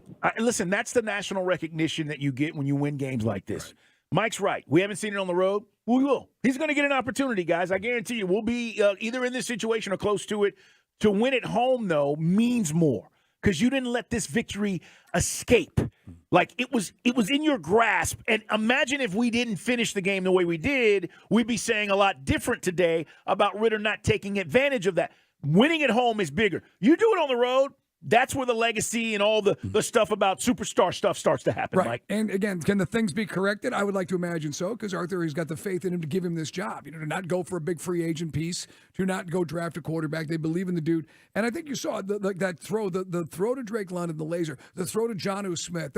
That's skill set. It is. He's just got to be more consistent. And again, maybe we'll find out tonight in the coach's show. If not, we'll ask Arthur on Wednesday, were there guys maybe zigging when they should have zagged? Because obviously he's got to be better and more accurate than some of those attempts that nearly were picked off. Great calls. All right, last one. Carl, you're on Sports Radio 92.9 The Game. Carl, hey, man. Hey, Mike. Hey, Carl. What's going on? What's happening? Listen, 3 things real quick, and then I'm out of here. One, I'm going to need that offensive line to do a little bit more. Let's be honest. I'm not telling you something you haven't heard all day. So I'm going to need the offensive line to do a little bit more. 2, your toes will always come down before your heels come down. So I'm going to need that to be a touchdown because I know human anatomy speaking, your toes touch before the heel does. But I could be wrong. I'm not, but I could be. And number 3, anytime that Atlanta gets a W, I just like Jonathan Vilma sucking lemons. I don't like that guy doing our game. I'm So with you. I appreciate the call. Yeah, man, Hey, Carl. man, and by the way, Carl, get to work. We're going to hear you on B103 tonight. Listen to those pipes. But yeah, man, that's the thing. Vilma was like going ooh and ah, and he was gushing over Bijan, and he was also chiding the Packers for dropping some of those picks. But yeah, it is tough there. Here at ex-Saint calling our games. I'm with you there. And the other thing is, this team, as we said, poise, finding a way to win.